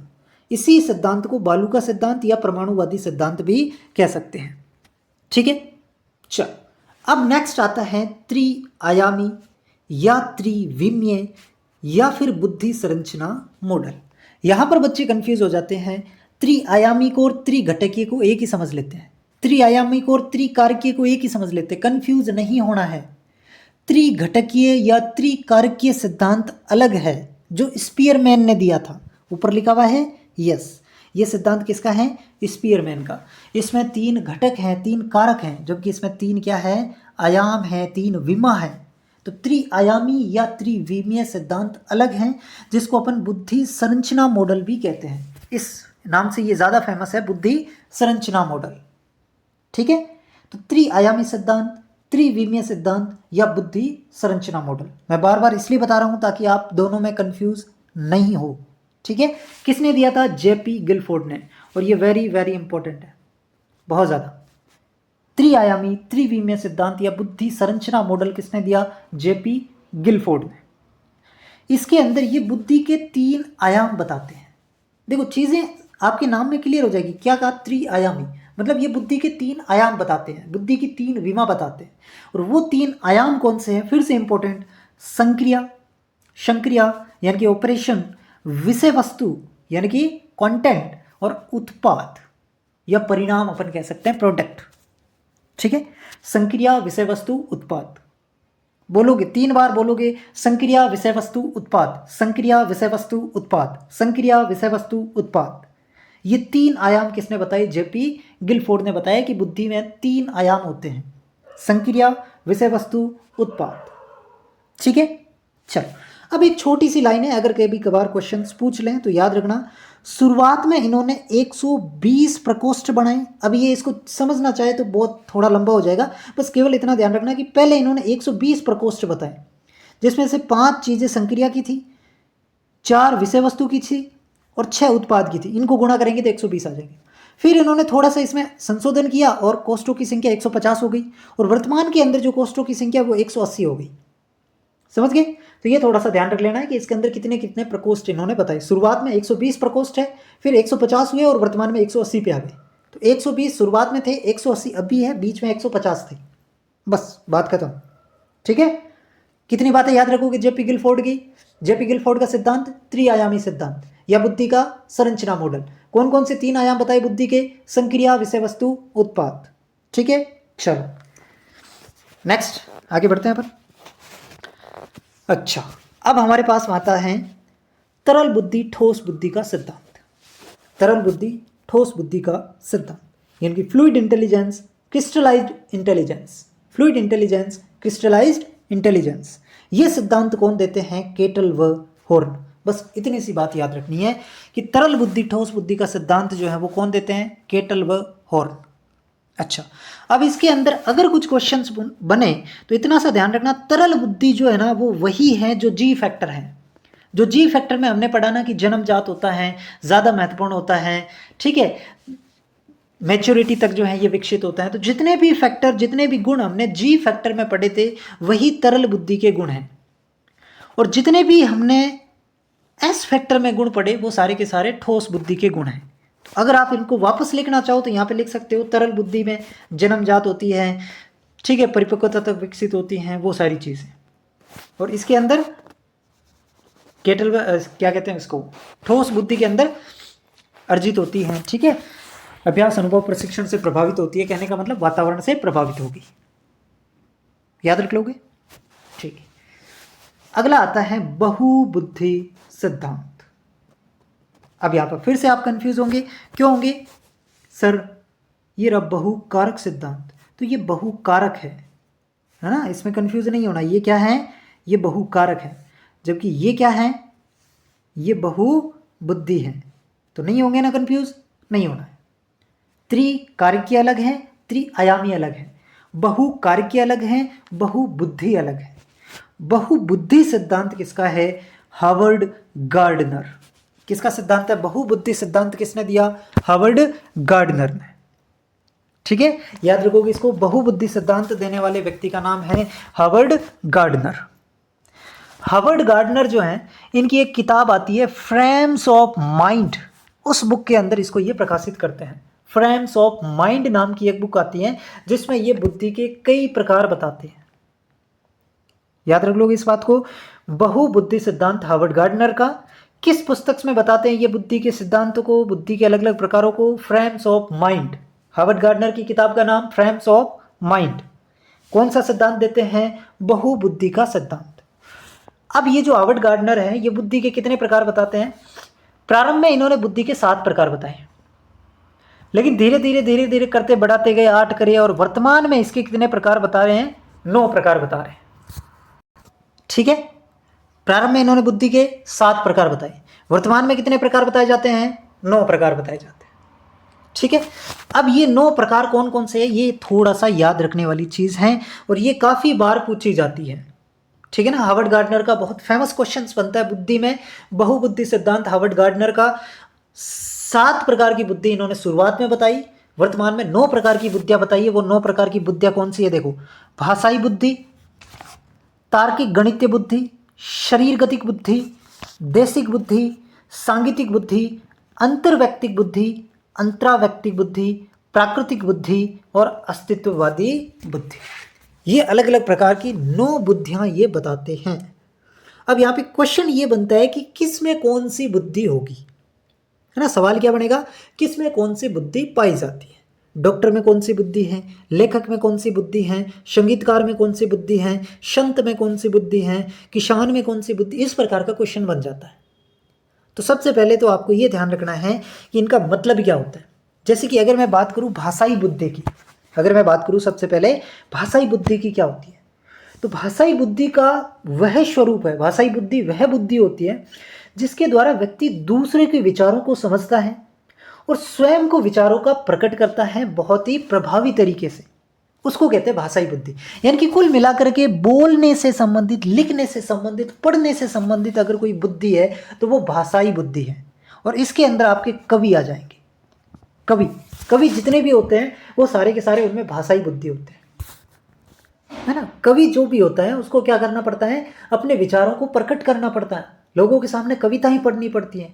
तो किस नम्यता के साथ पढ़ना है, किस शब्दों का प्रयोग करना है, कुल मिलाकर के भाषाई बुद्धि में जो व्यक्ति दूसरों के विचारों को भी समझ ले और खुद के विचारों को प्रकट करना भी जानता है, उनके अंदर भाषाई बुद्धि होती है। तो कवि है, लेखक है, वक्ता है, इन सबको कहीं ना कहीं बोलने से संबंधित काम पड़ता है, लिखने से संबंधित जो भी काम होता है उनमें भाषाई बुद्धि होती है। फिर आता है तार्किक गणितीय बुद्धि, यानी कि जिस बुद्धि में तर्क चिंतन करने की योग्यता होती है वो तार्किक गणितीय बुद्धि होती है। और ऐसी बुद्धि किस में पाई जाएगी, गणितज्ञ है, वैज्ञानिक है, उनके अंदर ही तो होती है। तर्क करना है, कुछ भी चिंतन करना है, तो ये काम किसके होते हैं, गणितज्ञ के, वैज्ञानिक के, उनमें तार्किक गणितज्ञ बुद्धि हो जाएगी। फिर एक आती है शरीर गतिक बुद्धि।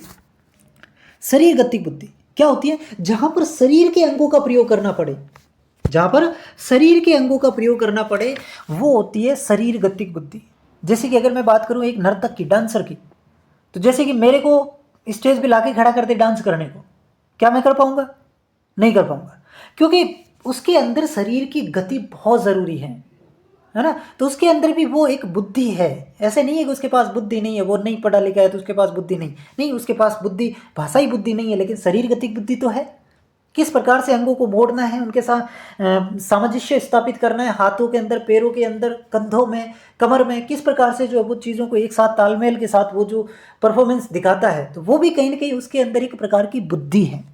जैसे कि अगर मैं बात करूँ एक खिलाड़ी की, फुटबॉलर है, तो वो फुटबॉलर किस प्रकार से किक मारता है सारी चीज़ों को देखते हुए, तो उसके अंदर भी कहीं ना कहीं शरीर गतिक बुद्धि है। शरीर के अंगों का जहाँ पे भी प्रयोग हो रहा है और शरीर के अंगों के प्रयोग से अगर कोई समस्या समाधान हो रही है तो उसमें शरीर गतिक बुद्धि होती है। जैसे कोई सर्जन है ना, सर्जन है, तो सर्जन जब अपना शरीर खोलता है, उसके अंदर कोई ना कोई ऑपरेशन करता है, तो इतनी छोटी छोटी नाड़ों के अंदर वो किस प्रकार उस कैंचियों के माध्यम से उसको कट करता है, उसके अंदर जो भी उसको ऑपरेट करना होता है उन चीज़ों को ऑपरेट करके वापस सही सही सारी चीज़ें सलामत रख के वो वापस ढकता है ना। सोचने वाली बात है। तो ये सारी की सारी क्या है, अपने शरीर का ऊपर जो कंट्रोल होता है ना, इनके बीच में कोऑर्डिनेशंस बैठाना होता है, वो शरीर गतिक बुद्धि होती है। फिर एक होती है देशिक बुद्धि या स्थानिक बुद्धि, जिसको अपन कह सकते हैं। देशिक या स्थानिक बुद्धि का मतलब होता है 3D के अंदर कोई चीज़ आप समझ रहे हो तो उसके पास देशिक बुद्धि है। जैसे कि अगर अपन कोई इंजीनियर को कहते हैं कि हमें, या फिर कोई आर्किटेक्चर है जिसको अपन कोई मकान बनाना है कि भाई इसका नक्शा बना दे, तो वो नक्शे के अंदर अपन को ऐसे इमेजिन करवाते हैं कि ये यहाँ पे बेडरूम है, ये यहाँ पर हॉल है, ये यहाँ पर गैलरी है, ये यहाँ पर किचन है। तो इस प्रकार से वो इमेजिन क्या करता है, 3D के अंदर एक अपने दिमाग में मकान बना देता है ना। तो वो चीज़ें होती है देशिक या स्थानिक बुद्धि। तो ये इंजीनियर के पास होती है, जो आर्किटेक्ट होते हैं उनके पास ये बुद्धि होती है। फिर एक सांगीतिक बुद्धि, नाम से ही पता चल रहा है, संगीतकार जितने भी होंगे, गीतकार जितने भी होंगे, उनके अंदर क्या होती है, सांगीतिक बुद्धि। तो इसमें सोचने की बात ही नहीं। फिर एक होती है अंतर्वैयक्तिक बुद्धि। अंतर्वैयक्तिक का मतलब होता है जो दूसरों को समझ ले, और एक होती है अंतरावैयक्तिक, मतलब जो खुद को समझ ले। दोनों में अंतर समझ पा रहे हो? अंतर्वैयक्तिक जो दूसरों को समझ ले, जैसे जैसे राजनेता कितने चालाक होते हैं कि सामने वाला क्या चाहता है बिल्कुल वैसे ही एग्जैक्ट शब्द निकालते हैं। मनोवैज्ञानिक देख के ही बता देगा इसको क्या प्रॉब्लम है। तो दूसरों के विचारों को, दूसरे के व्यवहार से जो लोग पता कर लेते हैं कि उसके अंदर क्या चल रहा है, वो उनके अंदर अंतर्वैयक्तिक प्रकार की बुद्धि होती है। और जो व्यक्ति खुद को समझ लेते हैं, स्वयं को समझ लेते हैं, यानी कि जैसे मैं कौन हूँ, मैं क्या हूँ, इस प्रकार की जो बातें करते हैं, वो उनके अंदर अंतर्वैयक्तिक बुद्धि होते हैं। और ऐसे लोग कौन होते हैं, दार्शनिक होते हैं, है ना, संत होते हैं। तो ये सारे के सारे अंतरावैयक्तिक प्रकार की बुद्धि वाले होते हैं।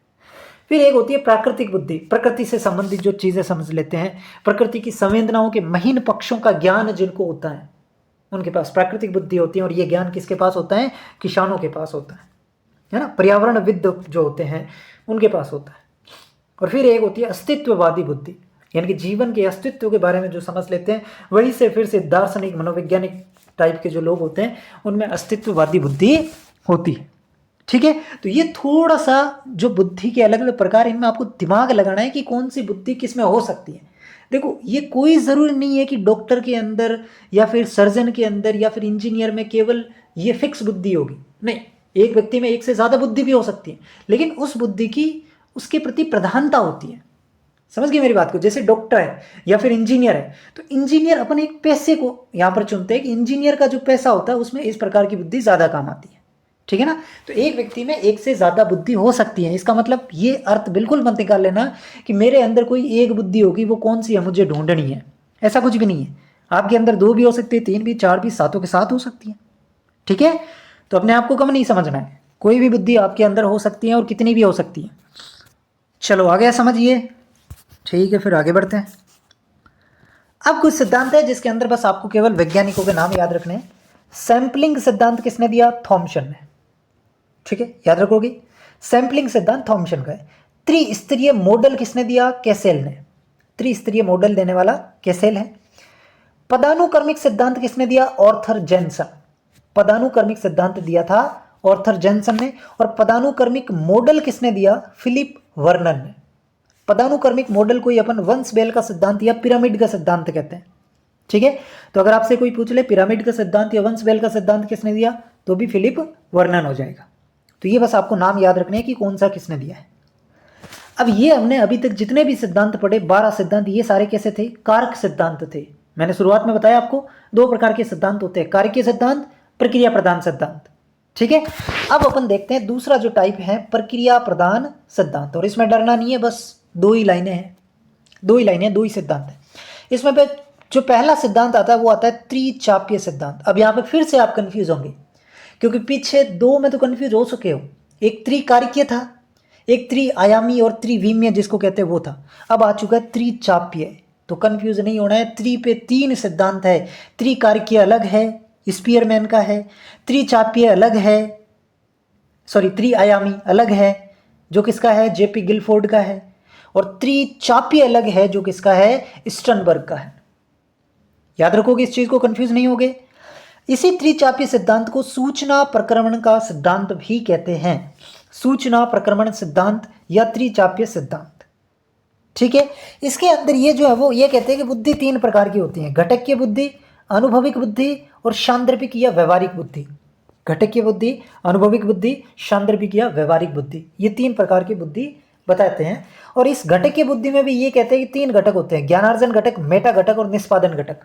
इनको याद करना कि घटकीय बुद्धि में कितने घटक, 3 घटक। कौन कौन से, ज्ञानार्जन, मेटा, निष्पादन, ज्ञानार्जन, मेटा, निष्पादन। ठीक है, अब प्रक्रिया प्रधान सिद्धांत में जो दूसरा है वो आता है पास मॉडल।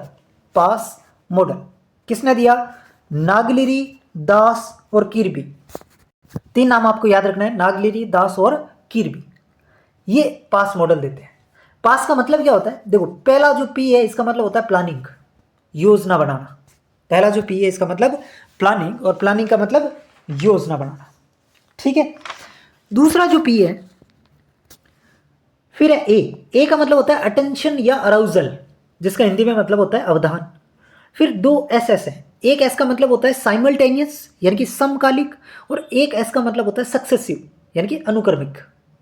ठीक है, चल तो ये 2 है प्रक्रिया प्रधान सिद्धांत में, एक त्रिचापीय सिद्धांत है स्टर्नबर्ग का और एक पास मॉडल है किसका, नागलिरी, दास, किर्बी का। डन, चलो फिर आगे बढ़े। अब नेक्स्ट हमारे पास आते हैं बुद्धि के परीक्षण। ठीक है, और बुद्धि के परीक्षण के अंदर भी ये जितने भी मैंने आपके सामने परीक्षणों के नाम लिखे हैं ना, इनके अंदर भी बहुत बड़ी डिटेल है, अपन को नहीं जाना है ना। अपने इतने ही किस्मत खराब नहीं है कि वो इसकी डिटेल में जाके सवाल पूछेगा।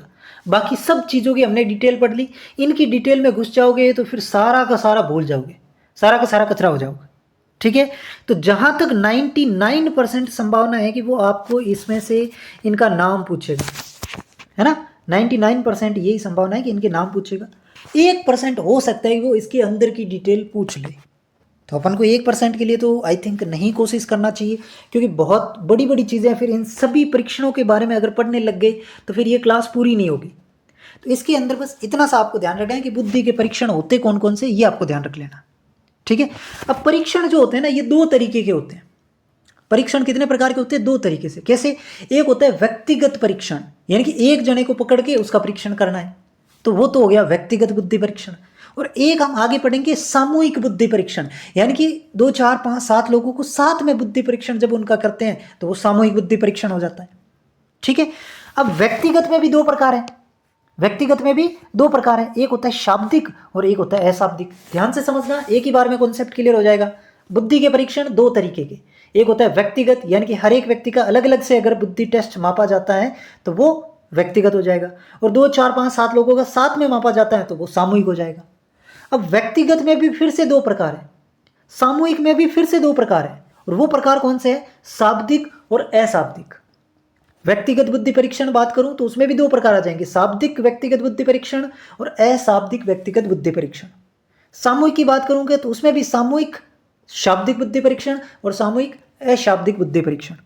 अब सिर्फ व्यक्तिगत और सामूहिक का मतलब तो समझ में आ गया, शाब्दिक और अशाब्दिक क्या होता है। देखो, शाब्दिक मतलब शब्दों की बात हो रही है, और शब्द किसे समझ में आएगा, जो पढ़े लिखे हैं, है ना। तो ये जो परीक्षण होता है शाब्दिक, या जिसको अपन वाचिक भी कह सकते हैं, ये उन लोगों के लिए होता है जो पढ़े लिखे होते हैं, है ना। ये जो एक प्रकार का होता है, ये पेपर पेंसिल टेस्ट होता है अपन कह सकते हैं। ठीक है ना, इसके अंदर भाषा का प्रयोग होता है, शब्दों का प्रयोग होता है। और अशाब्दिक का मतलब इसमें आपको कुछ बोलना नहीं पड़ता, कुछ लिखना नहीं पड़ता, इसके अंदर आपको वो खुद कुछ ना कुछ करवाएंगे, यानी कि अपन कह सकते हैं अनपढ़ लोगों के लिए जो परीक्षण होता है वो अशाब्दिक होता है।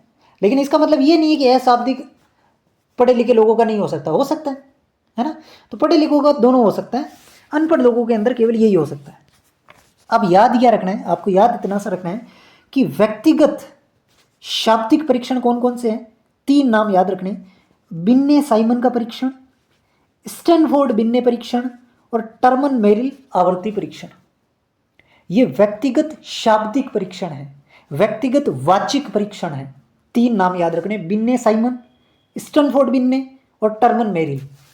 बोलो 2-3 बार याद हो जाएगा, बिन्ने Simon, Stanford Binet, Terman Merrill. ठीक है ना, एकदम से याद नहीं होगा, 2-4 बार रीडिंग में लाओगे तो चीज़ें दिमाग में रहेगी। ये 3 परीक्षण आपको ध्यान रखने हैं, व्यक्तिगत शाब्दिक परीक्षण है बुद्धि के। अब अपन पढ़ते हैं अशाब्दिक परीक्षण। अशाब्दिक कौन से? व्यक्तिगत में। अशाब्दिक को और क्या कह सकते हैं? अवाची कह सकते हैं, क्रियात्मक कह सकते हैं, ठीक है ना। चल, ये कौन कौन से होते हैं? इसके अंदर आपको ध्यान रखना है पोर्टियस भूल भुलैया परीक्षण, दूसरा हो जाएगा पिंटनर पैटरसन का परीक्षण, पिंटनर पैटरसन का परीक्षण, फिर हो जाएगा block building test, Merrill Palmer का, किसका है? मेरिल पामर का ब्लॉक बिल्डिंग टेस्ट, फिर हो जाएगा गोडार्ड और सेंग्विन का आकार फलक परीक्षण। 4 नाम याद रखें, यस सर।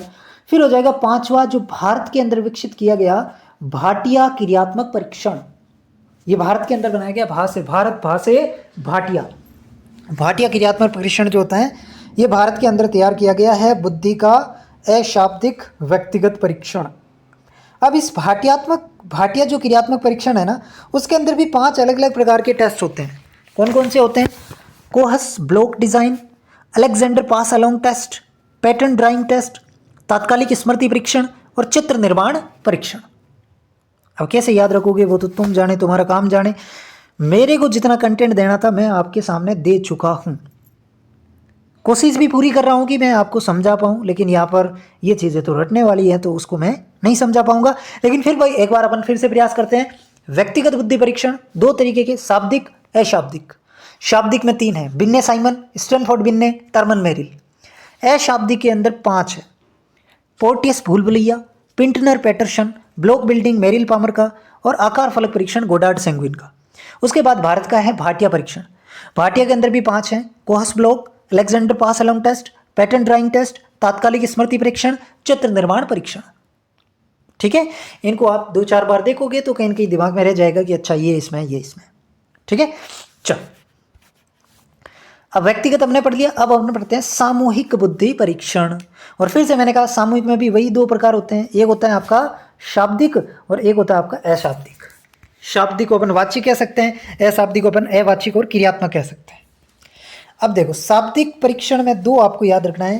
पहला तो आर्मी अल्फा परीक्षण, आर्मी अल्फा परीक्षण, और दूसरा हो जाता है सेना सामान्य वर्गीकरण परीक्षण। आई समझ में? आर्मी अल्फा परीक्षण और दूसरा हो जाएगा सेना सामान्य वर्गीकरण परीक्षण। ठीक है, अशाब्दिक में कितने हैं? इधर तो हो गया आर्मी अल्फा, क्या ही बोल रहा हूँ, ज़्यादा दिन हो गए ना क्लास लेने, तो वो गले के अंदर और दिमाग में कॉम्बिनेशन ही नहीं बैठ रहा है, सोच क्या रहा हूँ और बोल कुछ अलग ही रहा है। चलो ठीक है, आर्मी अल्फा परीक्षण शाब्दिक में हो गया और आर्मी बीटा परीक्षण किस में हो जाएगा? अशाब्दिक में हो जाएगा। ठीक है, और कौन से होते हैं अशाब्दिक में? Cattell culture fair test, Chicago अशाब्दिक परीक्षण, डियरबॉर्न समूह परीक्षण वाला, पिजन अशाब्दिक परीक्षण, रेवंस प्रोग्रेसिव मैट्रिसेस। फिर से बता देता हूं एक बार, मेरे पास बताने के अलावा कोई चारा नहीं है। सामूहिक बुद्धि परीक्षण शाब्दिक अशाब्दिक। शाब्दिक में 2 ही याद रखने, आर्मी अल्फा परीक्षण, सेना सामान्य परीक्षण। आर्मी अल्फा परीक्षण, सेना सामान्य परीक्षण। अशाब्दिक में 5-6 है। कौन कौन से है? आर्मी अल्फा इधर हो गया तो आर्मी बीटा हो जाएगा एक तो, फिर केटल कल्चर, शिकागो, है ना, ये याद रख लेना, kettle culture, Chicago, Dearborn, pigeon, ravens progressive. ठीक है, तो ये अशाब्दिक में हो जाएंगे। ये जितने भी बुद्धि के टेस्ट थे, बुद्धि परीक्षण यानी कि इंटेलिजेंस के टेस्ट जितने भी होते हैं ना, बुद्धि के मापने के जितने भी तरीके हैं, वो सारे के सारे अपन ने देख लिए। बुद्धि परीक्षण क्या होता है ये तो आप समझ गए ना। बुद्धि परीक्षण का मतलब होता है कि इसकी बुद्धि कैसी है, कितनी है, इन चीज़ों का मापन करते हैं, टेस्ट करते हैं। अलग अलग प्रकार के टेस्ट अलग अलग प्रकार के मनोवैज्ञानिकों ने बनाए हैं, वो उनके आधार पर नाम दिए गए हैं। ठीक है, चलो, तो ये बुद्धि के परीक्षण यहाँ पर समाप्त होते हैं और इसी के साथ हमारी बुद्धि समाप्त होती है। बुद्धि वाला जो टॉपिक है वो यहाँ से होता है कंप्लीट। अब हमारा जो नेक्स्ट जो टॉपिक है वो है संवेगात्मक बुद्धि। नेक्स्ट हमारा जो टॉपिक है वो है संवेगात्मक बुद्धि। और संवेगात्मक बुद्धि जो होती है इसको अपन इंग्लिश में कहते हैं इमोशनल इंटेलिजेंस। ठीक है, इमोशनल इंटेलिजेंस। अभी तक हम पढ़ रहे थे इंटेलिजेंस, अब हम पढ़ेंगे इमोशनल इंटेलिजेंस। क्या होती है इमोशनल इंटेलिजेंस? इमोशनल इंटेलिजेंस का मतलब जानने का प्रयास करते हैं, ये बुद्धि को उसके बौद्धिक क्षेत्र से ज़्यादा विस्तार देती है। मतलब इमोशनल इंटेलिजेंस का काम होता है बुद्धि का जो वास्तविक क्षेत्र है या फिर बौद्धिक क्षेत्र है उससे ज़्यादा विस्तार देना, एक ब्रॉड एरिया के अंदर उसको फैलाना। ये संवेगात्मक और सामाजिक कौशल का एक ऐसा समूह है जिससे हम स्वयं को समझते हैं, अभिव्यक्त करते हैं और चुनौतियों का सामना करते हैं। ये संवेगात्मक बुद्धि क्या होती है, इसको समझाने का प्रयास मैंने किया है कि ये एक जो बुद्धि है ना, संवेगात्मक बुद्धि, ये अपने वास्तविक जो बौद्धिक क्षेत्र है उससे ज़्यादा विस्तार देती है और इसके द्वारा हम स्वयं को समझते हैं। संवेगात्मक बुद्धि के द्वारा क्या करते हैं, हम खुद को जानते हैं, स्वयं से अवगत होते हैं। जैसे मैंने ऊपर भी लिखा, स्वयं से अवगत होना। सरल भाषा में अगर आपसे पूछे संवेगात्मक बुद्धि क्या होती है तो इसका मतलब होता है स्वयं को समझना, स्वयं से अवगत होना, या फिर अभिव्यक्त करना, यानी कि अभिव्यक्त करना या संवेगों का उपयोग करना, यानी कि आपके दिमाग में जो भी आ रहा है उसको प्रॉपर ढंग से उपयोग भी करना, अभिव्यक्त भी करना, एक्सप्रेस भी करना, और जितनी भी चुनौती आता है उनको सामना करना। ये सारा का सारा जो खेल होता है ये किसका होता है, संवेगात्मक बुद्धि का, इमोशनल इंटेलिजेंस का। आई बात समझ में? ठीक है सर। अब नेक्स्ट जो बात आपको ध्यान रखनी है, 1910 में, कब की बात है भाई साहब, 1910 की बात है। 1912 के अंदर तो बुद्धि लब्धि का सूत्र देते हैं और 1910 के अंदर ये बात आती है पीटर सेलोवी और जॉन मेयर के द्वारा। इन्होंने सबसे पहले संवेगात्मक बुद्धि का कॉन्सेप्ट दिया। बुद्धि शब्द सबसे पहले किसने दिया, फ्रांसिस गाल्टन ने 1885 में। और संवेगात्मक बुद्धि का संप्रत्यय का कॉन्सेप्ट सबसे पहले कौन दिया था, दो वैज्ञानिक हैं, पीटर सेलोवी, जॉन मेयर। और कब दिया, 1910 के अंदर। वेरी वेरी इंपॉर्टेंट है, सवाल बनेगा, नहीं भूलना है। अगर संवेगात्मक बुद्धि की बात आती है तो उसके साथ तीन मनोवैज्ञानिक याद रखने आपको, एक तो पीटर सेलोवी, एक जॉन मेयर, जो अपन ने अभी देख लिए कि इन्होंने सबसे पहले जो है वो संवेगात्मक बुद्धि का कॉन्सेप्ट दिया 1910 में। और एक तीसरा व्यक्ति आता है डेनियल गोलमैन। 1995 में डेनियल गोलमैन ने इसे व्यापक स्तर पर लोकप्रियता दिलाई। यानी कि हाँ, इन्होंने ठीक है, पीटर सेलोवी, जॉन मेयर ने सबसे पहले संवेगात्मक बुद्धि का कॉन्सेप्ट दे दिया, लेकिन ये दोनों इसको इतनी पहचान नहीं दिला पाए जितनी पहचान डेनियल गोलमैन ने 1995 के आसपास इस कॉन्सेप्ट को दिलाई। यानी कि व्यापक स्तर पर ले जाने का काम अगर किसी ने किया है संवेगात्मक बुद्धि का तो वो किया है डेनियल गोलमैन ने। ठीक है, तो ये तीन मनोवैज्ञानिक संवेगात्मक बुद्धि से संबंधित हैं, पीटर सेलोवी और जॉन मेयर, जिन्होंने सबसे पहले संवेगात्मक बुद्धि का कॉन्सेप्ट दिया 1910 में। और फिर आता है डेनियल गोलमैन, जो 1995 में संवेगात्मक बुद्धि को एक व्यापक स्तर पर जो है वो लोकप्रियता दिलाते हैं। अब इन्हीं डेनियल गोलमैन की दो किताबें आती हैं जो आप जरूर ध्यान में रखेंगे। इमोशनल इंटेलिजेंस यानी कि संवेगात्मक बुद्धि, why it can matter more than IQ, यानी कि इमोशनल इंटेलिजेंस IQ से भी ज़्यादा मैटर क्यों करती हैं, ये इनकी किताब का नाम है, emotional intelligence, why it can matter more than IQ। और दूसरी किताब है वर्किंग विथ इमोशनल इंटेलिजेंस। नाम से ही पता चल रहा है इमोशनल इंटेलिजेंस से रिलेटेड व्यक्ति कौन है, डेनियल गोलमैन। तो बस जहाँ पे भी इमोशनल इंटेलिजेंस वर्ड दिखे वो किताबें किसकी हैं, डेनियल गोलमैन की है। ठीक है, चलो अब यहाँ पर एक फैक्ट है जो आपको ध्यान रखना है। गोलमैन ये कहते हैं कि व्यक्ति की जो सफलता है, सक्सेस है, उसमें 80% योगदान संवेगात्मक बुद्धि का होता है और केवल 20% योगदान संज्ञानात्मक बुद्धि, यानी कि जो आपने सोचने समझने तर्क करने की जो योग्यता वाली बुद्धि है उसका योगदान 20% होता है। 80% जो योगदान होता है उसकी सफलता में वो संवेगात्मक बुद्धि का होता है, इमोशनल इंटेलिजेंस का होता है। और ये किसका मानना है, डेनियल गोलमैन का। ठीक है, डेनियल गोलमैन का क्या मानना है, 80% हिस्सा आपकी सफलता में, आपकी सक्सेस में संवेगात्मक बुद्धि का है, बाकी का 20% संज्ञानात्मक बुद्धि का। ठीक है, इसके बाद में आपको ध्यान रखना है कि जो अंतर्वैयक्तिक बुद्धि और अंतरावैयक्तिक बुद्धि होती है वो भी इसी के स्वरूप हैं। आपने पढ़ा ना बुद्धि, जो हार्वर्ड गार्डनर ने बहुबुद्धि का सिद्धांत दिया, उसमें 9 प्रकार की बुद्धियां बताई थी। उसमें 2 तरीके हमने ये भी पढ़े थे, 2 बुद्धि के प्रकार ये भी पढ़े थे, एक अंतर्वैयक्तिक बुद्धि जो दूसरों को समझ ले और एक अंतरावैयक्तिक बुद्धि जो खुद को समझ ले।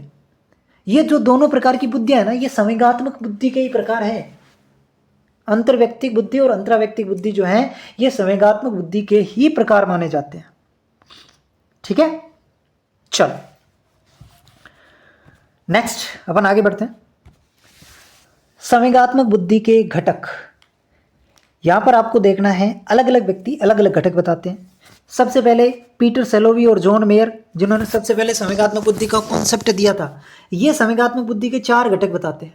कौन कौन से? संवेगों का प्रत्यक्षण, संवेगों को जानना, संवेगों का प्रबंधन और संवेगों का उपयोग। ये 4 घटक बताते हैं संवेगात्मक बुद्धि के। कौन? सेलोवी और मेयर। याद रख लोगे, प्रत्यक्षण, जानना, प्रबंधन, उपयोग। फिर गोलमैन, डेनियल गोलमैन, मैंने क्या कहा 3 ही वैज्ञानिक आएंगे। गोलमैन इसके 5 घटक बताते हैं। कौन कौन से? आत्म जागृति, आत्म नियमन, आत्म अभिप्रेरणा, आंतरिक अभिप्रेरणा, परानुभूति और सामाजिक कौशल। सेलोवी और मेयर 4 घटक बताते हैं, गोलमैन इसके 5 घटक बताते हैं। 4 घटक कौन कौन से हैं? संवेगों का प्रत्यक्षण, संवेगों का जानना, संवेगों का प्रबंधन और संवेगों का उपयोग करना। गोलमैन 5 घटक बताते हैं, आत्म जागृति, आत्म नियमन, आंतरिक अभिप्रेरणा, परानुभूति, सामाजिक कौशल। अब आप कहेंगे सर क्या होते हैं, इनको समझाओ। तो चलो थोड़ी बात बता देता हूं। आत्म जागृति यानी कि सेल्फ अवेयरनेस। सेल्फ अवेयरनेस का मतलब अपने संवेगों से भली भांति परिचित होना। आत्म जागृति का मतलब खुद के जो संवेग है उससे परिचित होना, उसे कहते हैं आत्म जागृति। आत्म नियमन, अपने संवेगों पर नियंत्रण करना। आत्म नियमन, रेगुलेशन, सेल्फ रेगुलेशन, अपने जो संवेग है, इमोशंस हैं, उनके ऊपर कंट्रोल करना। फिर आता है आंतरिक अभिप्रेरणा, यानी कि किसी भी कार्य को करने के लिए आंतरिक दृष्टि से अभिप्रेरित होना, इंटरनली मोटिवेट होना, वो होती है आंतरिक अभिप्रेरणा। फिर होती है परानुभूति। परानुभूति मतलब इम्पैथी, एक होती है सिंपैथी, एक होती है इम्पैथी। दूसरों के भावों को, संवेगों को, तकलीफों को समझना, उसे कहते हैं परानुभूति। ठीक है। फिर आता है सामाजिक कौशल। तो ये 5 प्रकार, 5 घटक बताए हैं संवेगात्मक बुद्धि के गोलमैन। ठीक है। अब संवेगात्मक बुद्धि के भी परीक्षण है। जैसे अपन ने बुद्धि के परीक्षण पढ़े थे, वैसे ही संवेगात्मक बुद्धि के भी परीक्षण है, और ये परीक्षण आपको याद रखने अलग से। कौन कौन से परीक्षण है देखो। Mayer emotional intelligence scale, Mayer Salovey Caruso intelligence scale, Reuven Bar On emotional quotient inventory और मंगल संवेगात्मक बुद्धि मापनी। कैसे याद रखोगे, तुम्हारी मर्जी, जैसे रख लेना, लेकिन याद जरूर रख लेना कि संवेगात्मक बुद्धि के 4 परीक्षण सर ने बताए थे। एक तो मेयर इमोशनल, एक मेयर सेलोवी, एक र्यूबेन बारोन और एक मंगल संवेगात्मक बुद्धि परीक्षण। ठीक है ना। तो 4 नाम है, एक तो मेयर इमोशनल इंटेलिजेंस स्केल, एक मेयर सेलोवी है, एक र्यूबेन बारोन है और एक मंगल संवेगात्मक बुद्धि परीक्षण है। ये किसके बुद्धि परीक्षण है? संवेगात्मक बुद्धि के परीक्षण है। ठीक है, चलो बढ़ू आगे। ठीक, ये हमने यहां तक संवेगात्मक बुद्धि को भी समझ लिया। अब हमारा एक नया टॉपिक आता है सृजनात्मकता, क्रिएटिविटी। क्या होती है क्रिएटिविटी? बुद्धि अलग चीज है, क्रिएटिविटी अलग चीज है। इंटेलिजेंस अलग चीज है, क्रिएटिविटी अलग चीज है। अभी अपन जो चीज पढ़ने जा रहे हैं वो है क्रिएटिविटी या सृजनात्मकता। ठीक है, क्या होती है सृजनात्मकता, समझने का प्रयास करते हैं। ध्यान से सुनना। नई उपयोगी और मौलिक विचारों, समाधानों या रचनाओं को उत्पन्न करने की मानसिक क्षमता। यहां पर हमने 3 शब्द प्रयोग किए हैं। एक तो नई यानी कि नवीनता, एक उपयोगी और तीसरी चीज है मौलिकता। ये सृजनात्मकता से रिलेटेड बहुत इंपॉर्टेंट वर्ड है, यानी कि सृजनात्मकता से जुड़े हुए महत्वपूर्ण शब्द हैं कि वो चीज नई होनी चाहिए। सृजनात्मकता हम किसे कहेंगे? कोई भी चीज नई हो, नवीन हो, जो पहले से इस मार्केट में नहीं है। दूसरी चीज उपयोगी होनी चाहिए। ऐसा नहीं है कि नई तो है लेकिन वो हमारे कोई काम की नहीं है, हमारे कोई काम नहीं आ सकती, तो उपयोगी भी होनी चाहिए। और तीसरी चीज मौलिक होनी चाहिए। ये अगर कोई चीज आप उत्पन्न करते हो तो वो होती है सृजनात्मकता। एक बार परिभाषा फिर से ढंग से पढ़ेंगे। नवीन, उपयोगी और मौलिक विचारों को, रचनाओं को उत्पन्न करने की मानसिक क्षमता सृजनात्मकता होती है। ठीक है। अब अलग अलग मनोवैज्ञानिक इसकी अलग अलग परिभाषा देते हैं। जेम्स ट्रेवर क्या कहते हैं कि सृजनात्मकता मुख्यतः नवीन रचना या उत्पादन में अनिवार्य रूप से होती है। यानी कि कोई भी चीज़ आप नई बनाओगे, नई चीज़ का उत्पादन करोगे तो उसके अंदर सृजनात्मकता क्या होगी, अनिवार्य रूप से उपलब्ध होगी। यानी कि कुल मिलाकर के नवीन रचना या नवीन उत्पादन ही क्या होती है, सृजनात्मकता होती है। क्रो एवं क्रो की परिभाषा क्या कहते हैं, मौलिक परिणामों को अभिव्यक्त करने की मानसिक प्रक्रिया। किलपैट्रिक क्या कहते हैं, नए विचारों की खोज, नए शब्दों की रचना और नए व्यवहार का उपयोग। ये किलपैट्रिक की परिभाषा है। और टर्मन यहाँ पर कहते हैं, टर्मन के अनुसार ये जरूरी नहीं कि अधिक बुद्धिमान व्यक्ति सृजनशील हो। अब आपको समझ में नहीं आया होगा, सर कितनी सारी बातें बता दी, कुछ बता ही नहीं रहे हो। सुनो मेरी बात को। सबसे पहले तो टर्मन ये कहते हैं, टर्मन को अपन पहले समझ लेते हैं। टर्मन साहब ये कहते हैं कि ये कतई ज़रूर नहीं है कि अगर कोई बच्चा बहुत ज़्यादा बुद्धिमान है, यानी कि अपन जो पीछे पढ़ा था कि प्रतिभाशाली बालक जो होते हैं उनका IQ लेवल 140 प्लस होता है, तो वो उतना ही ज़्यादा सृजनशील होगा या फिर क्रिएटिव भी बहुत ज़्यादा होगा। ये कई ज़रूरी नहीं है। मतलब कहने का मतलब इतना सा है कि जिसका IQ लेवल ज़्यादा है या फिर बुद्धिमान ज़्यादा है तो वो ज़्यादा सृजनात्मक भी हो, ऐसा ज़रूरी नहीं है। समझ गए? यानी कि क्रिएटिविटी बुद्धि से एक अलग चीज़ है। क्रिएटिविटी अलग चीज़ कहने का मतलब दोनों में अंतर समझो। बुद्धि क्या है, जैसे मैं अगर आपसे कोई क्वेश्चन पूछूं, है ना, मैं आपसे कोई क्वेश्चन पूछूं तो उसमें आप एग्जैक्ट किताब के जैसा जैसा आंसर दे दो और जैसा किताब में लिखा है, तो वो तो आपकी एक बुद्धि हो गई। लेकिन सृजनशील कौन सा होगा, उसी का एक बच्चा ऐसा जवाब देता है जो पूरी क्लास में कोई नहीं देता। बाकी सारे बच्चे क्या करते हैं, जो किताब में लिखा है, जो टीचर ने बताया वैसे जवाब देते हैं। एक बच्चा उसी सवाल का जवाब अपने ढंग से देता है, अपना एक नया ही तरीके से उत्तर बना के देता है, तो वो बच्चा सृजनशील है। अब जरूरी नहीं है वो बच्चा बहुत ज़्यादा इंटेलिजेंट हो, है ना, वो ठीक है, एवरेज की कैटेगरी में आ सकता है। एक बच्चा जो बहुत ज़्यादा टॉपर है, बहुत ज़्यादा इंटेलिजेंट है, वो एग्जैक्ट किताब वाली लाइन टू लाइन बता देता है, वर्ड टू वर्ड बता देता है, तो वो सृजनात्मक नहीं है। सृजनात्मक वो बच्चा है जिसने अपने तरीके से एक नई परिभाषा का उत्पादन किया जो कोई किताब में नहीं मिलेगी, दुनिया की किसी किताब में। वो बच्चा सृजनात्मक है। अब आप कहेंगे सर ऐसे तो हम ही सारे सृजनात्मक ही है ना। आप हमारी कॉपी देखोगे, जब हमने BA और वो की थी बोर्ड वगैरह, तो उसके अंदर हम बहुत क्रिएटिव थे, बहुत क्रिएटिविटी थे, आंसर लिखे थे। चलो वो तो तुम थे ही शुरुआत से ही, मैं एक एग्जाम्पल के तौर पे बात कर रहा हूँ, ठीक है। चलो तो आप समझ गए बुद्धि और सृजनात्मकता में डिफरेंस क्या है, ठीक है। अब परिभाषा जो है ना, परिभाषा के अंदर मैंने आपको कहा ना 3 चीज़ें आपको ध्यान रखनी है सृजनात्मकता से रिलेटेड। सृजनात्मकता में नवीनता होनी चाहिए, मतलब वो चीज़ पहले से इस संसार में नहीं होनी चाहिए, नहीं होनी चाहिए। जैसे कि मैं यहाँ पे ये पेन चला रहा हूँ, जैसे चल ही नहीं रहा है, ये पेन चला, हाँ चला ना, ये देखो, तो ये पेन चला रहा हूँ, तो इसका किसी ने आविष्कार किया होगा, तो ये क्या चीज़ थी, नई थी, ठीक है ना।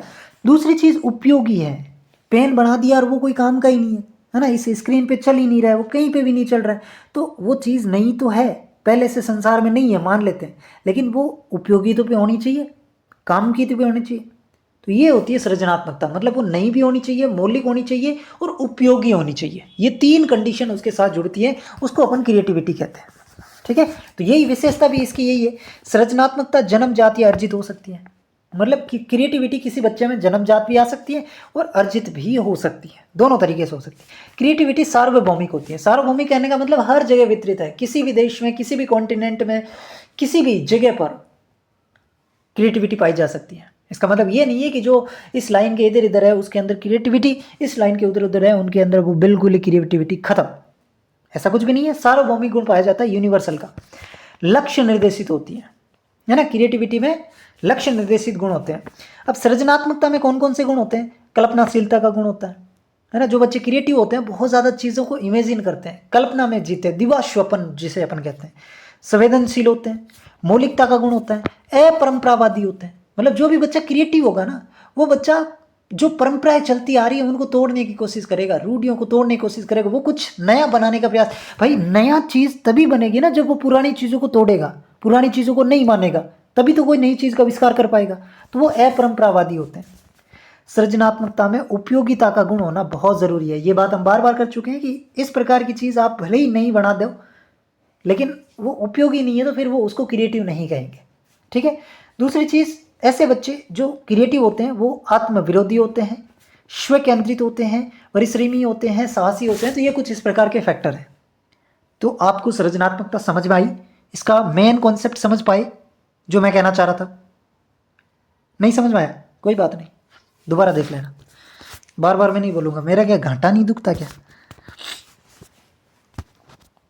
घाटा क्या होता है पता है तो ठीक है, नहीं है तो कोई बात नहीं। अब अपन पढ़ेंगे सृजनात्मकता विकास के चरण। ये क्या हो रहा है? हाँ, सृजनात्मकता के विकास के चरण, यानी कि सृजनात्मकता विकास, जब सृजनात्मकता क्रिएटिविटी आती है ना, डेवलप होती है ना, तो कौन कौन सी स्टेजेस होती है उसमें? तो इसके अंदर कई स्टेजेस होती हैं, कई अवस्थाएं होती है। कौन कौन सी? जैसे तैयारी की अवस्था, ठीक है, तैयारी की अवस्था। तैयारी की अवस्था मतलब इसमें व्यक्ति समस्या को पहचानेगा, तैयारी करेगा, है ना, जो समस्या है उसको पहचानेगा, उसको देखेगा, भली भांति उसका अन्वेषण करेगा, जांच करेगा। फिर आती है उद्भवन की अवस्था। उद्भवन की अवस्था मतलब एक बार उसने उस चीज का चिंतन मनन कर लिया, अब उससे थोड़ा सा वो हट जाता है, विश्राम की अवस्था होती है। फिर आती है प्रदीप्ति की अवस्था। प्रदीप्ति मतलब एकदम जलती है, एकदम से ही उसको आती है, वाह इसको मैं ऐसे कर दूंगा, इसे कहते हैं प्रदीप्ति की अवस्था, है ना। अचानक से जब सूझ प्रकट होती है ना, उसको कहते हैं प्रदीप्ति की अवस्था, ठीक है। और फिर आ जाती है संशोधन या संपादन की। तो ये 4 स्टेज होती है जिसके माध्यम से क्रिएटिविटी डेवलप होती है। तो आपसे पूछ ले सृजनात्मकता विकास के चरण कितने? 4। कौन कौन से? पहली है तैयारी की अवस्था, फिर है उद्भवन की अवस्था यानी कि इंक्यूबेशन, फिर है प्रदीप्ति की अवस्था यानी कि इल्यूमिनेशन, और फिर है संशोधन या संपादन की अवस्था। ठीक बात? चलो, अब सृजनात्मकता के तत्व कितने होते हैं? सृजनात्मकता के तत्व कितने होते हैं? तो 4 ही तत्व है। विकास के चरण भी 4 हैं और सृजनात्मकता के तत्व भी 4 हैं। ये 4 तत्व किसने बताए? टोरेंस और गिलफोर्ड। टोरेंस और गिलफोर्ड। गिलफोर्ड का नाम हमने कहीं और भी सुना है? यस सर, जेपी गिलफोर्ड ने क्या, कौन सा सिद्धांत दिया? त्रिचापीय सिद्धांत। सॉरी, त्रिचापीय नहीं, त्रिआयामी सिद्धांत, ठीक है। तो वही गिलफोर्ड है, इसके साथ एक और मनोवैज्ञानिक है टोरेंस। ये दोनों मिल करके सृजनात्मकता के 4 तत्व बताते हैं। कौन कौन से? सबसे पहले बताते हैं धारा प्रवाहिता, फ्लुएंसी, है ना, धारा प्रवाहिता या फ्लुएंसी। फिर बताते हैं लचीलापन, फ्लेक्सिबिलिटी। ये सृजनात्मकता के तत्व है। पहला धारा प्रवाहिता, दूसरा लचीलापन, तीसरा मौलिकता, नवीनता भी इसको अपन कह सकते हैं, और चौथा होता है विस्तारण। इंग्लिश में भी याद रख सकते हैं, फ्लुएंसी, फ्लेक्सिबिलिटी, इनोवेशन, इलेबोरेशन, ठीक है। अब इन 4 तत्वों में से सबसे महत्वपूर्ण कौन सा है? नवीनता या मौलिकता। सबसे महत्वपूर्ण 4 तत्व बताए, इन चारों में से भी सबसे महत्वपूर्ण जो फैक्टर है वो कौन सा हो जाएगा? वो हो जाएगा आपका नवीनता या मौलिकता, ठीक है। याद है कि नहीं है? नहीं है तो कर लेना। अब अपन आगे बढ़ेंगे, ठीक है। अब आते हैं सृजनात्मकता के परीक्षण। फिर से परीक्षण आ जाएंगे, फिर से हमारे पास क्या आ जाएंगे? परीक्षण। अब यहां पर सृजनात्मकता के जो परीक्षण है ना, एक तो है विदेशी परीक्षण और एक है भारतीय परीक्षण। सृजनात्मकता 2 परीक्षण है, एक विदेशों के अंदर जो डेवलप किए गए वो विदेशी परीक्षण, एक भारतीय लोगों ने जो विकसित किए गए वो भारतीय परीक्षण। भारतीय परीक्षण में 2 इंपॉर्टेंट याद रखना, एक तो बाकर-मेंदी का परीक्षण और एक पासी का परीक्षण।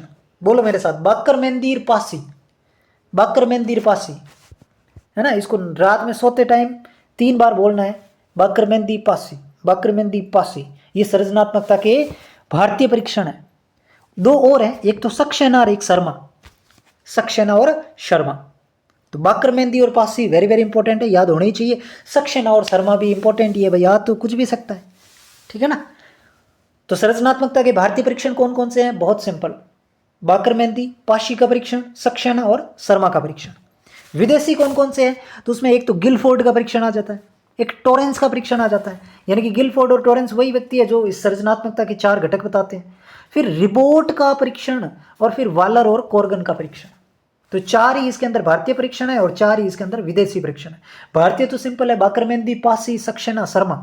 विदेशी में 2 तो वही हो जाएंगे, गिलफोर्ड और टोरेंस, एक रिबोट और वालर, याद रख लेना, वालर और कॉर्गन साथ में है, ठीक है।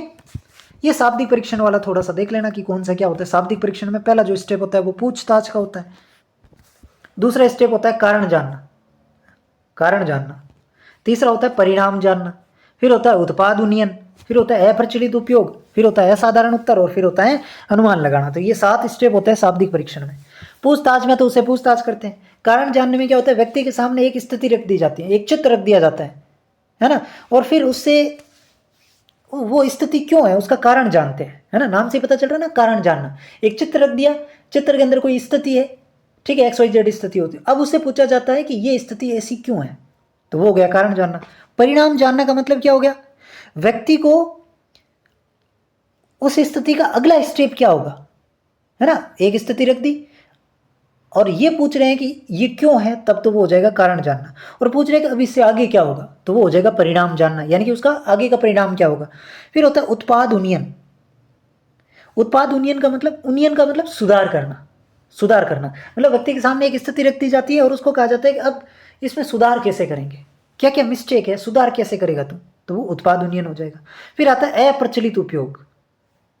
अप्रचलित का मतलब कोई वस्तु है उसका ऐसा उपयोग बता जो नॉर्मली लोग नहीं करते, अप्रचलित, जो प्रचलित नहीं है उपयोग, है ना। व्यक्ति को किसी एक ऐसी वस्तु का उसके सामने चित्र रखा जाता है कि इससे तू क्या कर सकता है जो नॉर्मली लोग नहीं करते, तो वो अप्रचलित उपयोग बताएगा, है ना, तभी तो पता चलेगा ना कि इस व्यक्ति का दिमाग कितना चलता है। जैसे कि मैं आपको कहूँ साइकिल से आप क्या कर सकते हो, अब ये उत्तर मत देना कि साइकिल हम चलाएंगे, तो वो तो एक नॉर्मली सभी करते हैं, अब इसके अलावा क्या कर सकते हो, फिर वो कैसे जवाब देते हो, उसके आधार पर हम उसकी क्रिएटिविटी का अंदाजा लगाएंगे। फिर आता है असाधारण उत्तर। असाधारण उत्तर मतलब अलग अलग ऐसे असाधारण प्रश्न किए जाते हैं ताकि वो असाधारण प्रकार के उत्तर दे, है ना। और फिर अनुमान लगाया जाता है, उससे अलग अलग प्रकार की स्थितियाँ दी जाती है। तो ये अलग अलग स्टेप होते हैं, अपन को अंदर नहीं घुसना, ठीक है। चलो अब हमारे पास आ जाता है लास्ट स्लाइड, सृजनात्मकता के सिद्धांत, ठीक है। ये इतने इंपॉर्टेंट कोई है नहीं, एक बार थोड़ी सी नजर अपन लिख देते हैं। सृजनात्मकता का जो वंशक्रम सिद्धांत है, जिसको जो प्राचीनतम सिद्धांत है अपन कह सकते हैं, वो इसमें ये कहा जाता है कि ये जन्मजात होती है। सृजनात्मकता का जो वंशक्रम या जन्म प्राचीनतम सिद्धांत है वो ये कहता है कि सृजनात्मकता जन्मजात होती है। फिर वातावरणीय सिद्धांत आता है, और वातावरणीय वाला क्या कहेगा भाई, अर्जित होती है ना, ये तो नाम से पता चल रहा है। वंशक्रम वाला कहेगा जन्मजात है, वातावरणीय वाला कहेगा अर्जित है, याद रखने की बात ही नहीं है इसमें। तो ये थोड़ा सा इंपॉर्टेंट आ जाता है कि सृजनात्मकता का जीव शास्त्रीय सिद्धांत या प्रमस्तिष्क गोलार्धों का सिद्धांत, जीव शास्त्रीय सिद्धांत या फिर प्रमस्तिष्क गोलार्धों का सिद्धांत, ये किसने दिया, किटेनो व किर्बी, नाम याद रखना, किटेनो व किर्बी ने दिया था, याद रख लोगे। इसके अंदर ये बताया जाता है कि हमारा जो मस्तिष्क है उसमें दो गोलार्ध होते हैं, एक बायां गोलार्ध और एक दायां गोलार्ध, और इस मस्तिष्क के ये जो दो गोलार्ध हैं दायां और बायां, इसमें दायां गोलार्ध का संबंध तो है सृजनात्मकता से, यानी कि जिस व्यक्ति के अंदर दायां गोलार्ध ज़्यादा डेवलप होगा, ज़्यादा विकसित होगा, वो व्यक्ति ज़्यादा सृजनात्मक होगा, ज़्यादा क्रिएटिव होगा, और जिस व्यक्ति के अंदर बायां गोलार्ध ज़्यादा विकसित होगा वो व्यक्ति ज़्यादा तार्किक होगा। समझ रहे मेरी बात को। जीव शास्त्रीय सिद्धांत ये कहता है कि व्यक्ति के प्रमस्तिष्क में दो गोलार्ध होते हैं, दायां और बायां, जिसका दायां गोलार्ध ज़्यादा विकसित वो ज़्यादा क्रिएटिव, और जिसका बायां गोलार्ध ज़्यादा विकसित वो ज़्यादा तार्किक, ठीक है। सिद्धांत किसने दिया, किटेनो किर्बी ने। स्तर सिद्धांत किसने दिया, टेलर ने। मनोविश्लेषण सिद्धांत, जहां पे भी नाम मनोविश्लेषण की बात आ जाए कौन आ जाएगा, सिगमंड फ्राइड, सोचने की बात नहीं है, सिगमंड फ्राइड आ जाएगा। सिगमंड फ्राइड ये कहता है कि सृजनात्मकता के पीछे का कारण होती है दमित इच्छाएं, यानी कि जो इच्छाएं आपके पूर्व में आपकी थी, लेकिन कहीं ना कहीं समाज के प्रेशर से, अलग अलग चीज़ों के दबाव में आकर के आपने उन चीज़ों को क्या कर दिया, धीरे धीरे दबा दिया, और अब वो आपके दमित इच्छाएं जितनी भी होती है वो किस में चली जाती है, अचेतन मन में चली जाती है, ठीक है। अब वो दमित इच्छाएं वापस अचेतन मन से कहाँ आना चाहती है, चेतन मन में, इसलिए व्यक्ति क्या हो जाता है, क्रिएटिव हो जाता है ना। व्यक्ति के अंदर जो है ना 90% भाग अचेतन मन होता है, 10% मस्तिष्क जो होता है वो चेतन होता है, ठीक है। और फिर साहचर्यवाद का सिद्धांत रिबोट ने दिया था, याद हो जाएगा, करना ही पड़ेगा, ठीक है।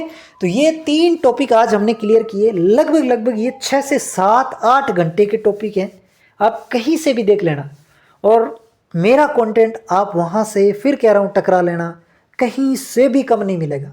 90% चीज़ें आपको यहाँ पे भी मिल जाएगी 1 से 1.5 घंटे में, ठीक है ना।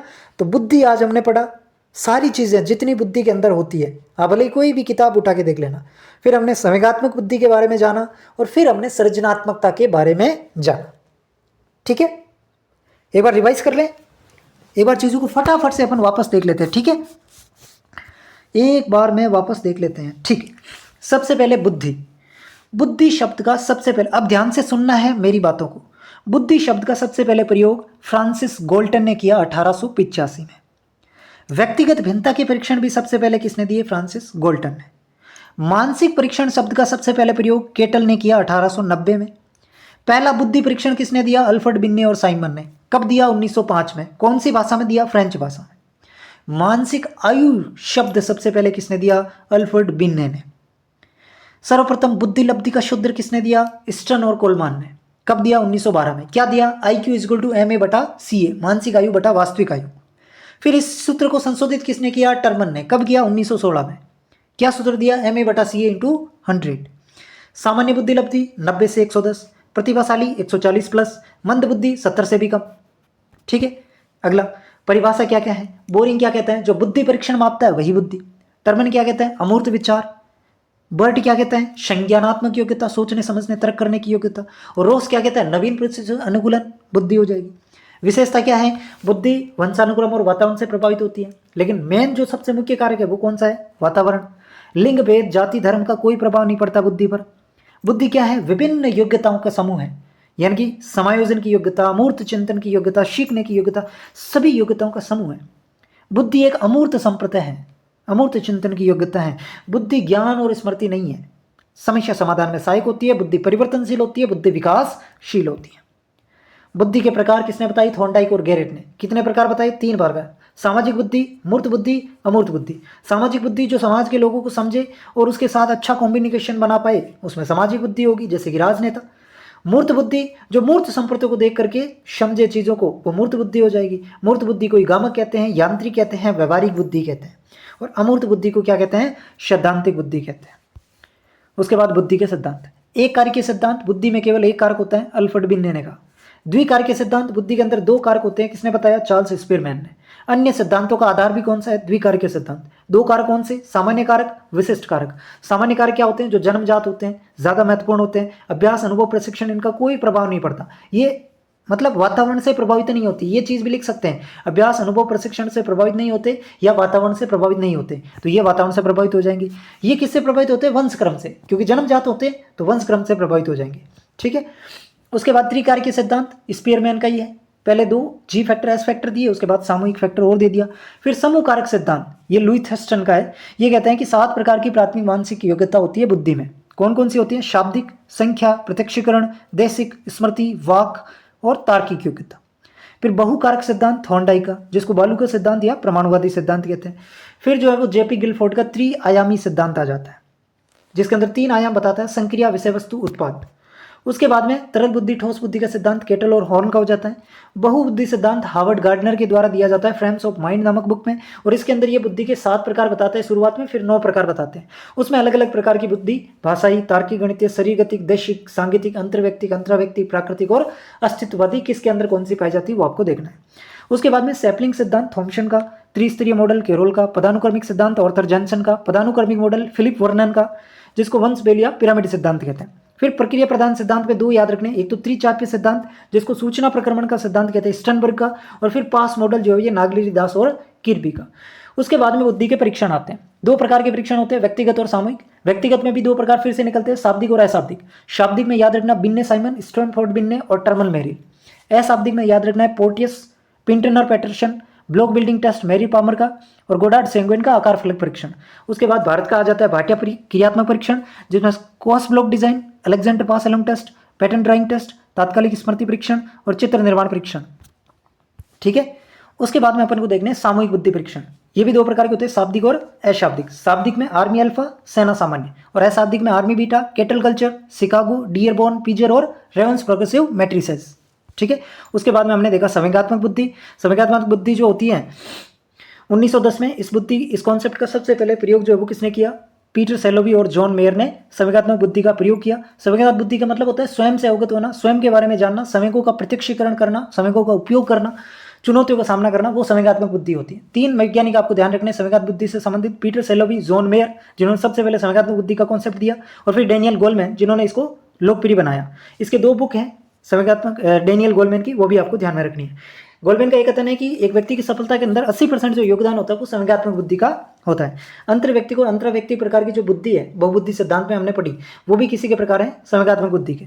उसके बाद में संवेगात्मक बुद्धि के 4 घटक बताता है, सेलोवी और मेयर, संवेगों का प्रत्यक्षकरण, संवेगों को जानना, संवेगों का प्रबंधन और संवेगों का उपयोग। और गोल्डमैन इसके 5 घटक बताता है, आत्म जागृति, आत्म नियमन, आंतरिक अभिप्रेरणा, परानुभूति और सामाजिक कौशल। फिर संवेगात्मक बुद्धि के 4 परीक्षण है, Mayer emotional intelligence scale, Mayer Salovey Caruso, Reuven Baron और मंगल संवेगात्मक बुद्धि परीक्षण। उसके बाद में हमने पढ़ा सृजनात्मकता, क्रिएटिविटी। 3 चीजें, 3 शब्द जुड़े हुए रहते हैं इससे, नवीनता होनी चाहिए, उपयोगिता का गुण होना चाहिए और मौलिकता होनी चाहिए। मुख्य चीजें ये याद रखनी है। फिर अलग अलग व्यक्ति इसकी अलग अलग परिभाषा देते हैं। विशेषता हमने बात करी चुके हैं कि इसके अंदर कल्पनाशीलता, संवेदनशीलता, मौलिकता, नवीनता, अपरंपरावादी जैसे गुण, उपयोगिता जैसे गुण होने चाहिए। सृजनात्मकता विकास के चरण 4 स्टेज के अंदर होती है, तैयारी की अवस्था, उद्भावन की अवस्था, प्रदीप्ति की अवस्था और संशोधन की अवस्था। और सृजनात्मकता के तत्व भी 4 बताए गए हैं टॉरेंस और गिलफोर्ड के द्वारा, धारा प्रवृत्ता, लचीलापन, मौलिकता या नवीनता जो सबसे महत्वपूर्ण माना गया है, और विस्तारण। उसके बाद में सृजनात्मकता के परीक्षण बताए गए जिसमें विदेशी परीक्षण है और भारतीय परीक्षण है। विदेशी के अंदर आपको ध्यान रखना है गिलफोर्ड का, टॉरेंस का, रिपोर्ट का, वालर और कोर्गन का। और भारतीय में बाकर मेहंदी, पासी, सक्सेना और शर्मा। उसके बाद में सृजनात्मकता के जो सिद्धांत है उसमें सबसे इंपॉर्टेंट ये थोड़ा सा ध्यान रख लेना, जीव शास्त्रीय सिद्धांत या प्रमस्तिष्क गोलार्धों का सिद्धांत जो किटेनो और कुर्बी ने दिया।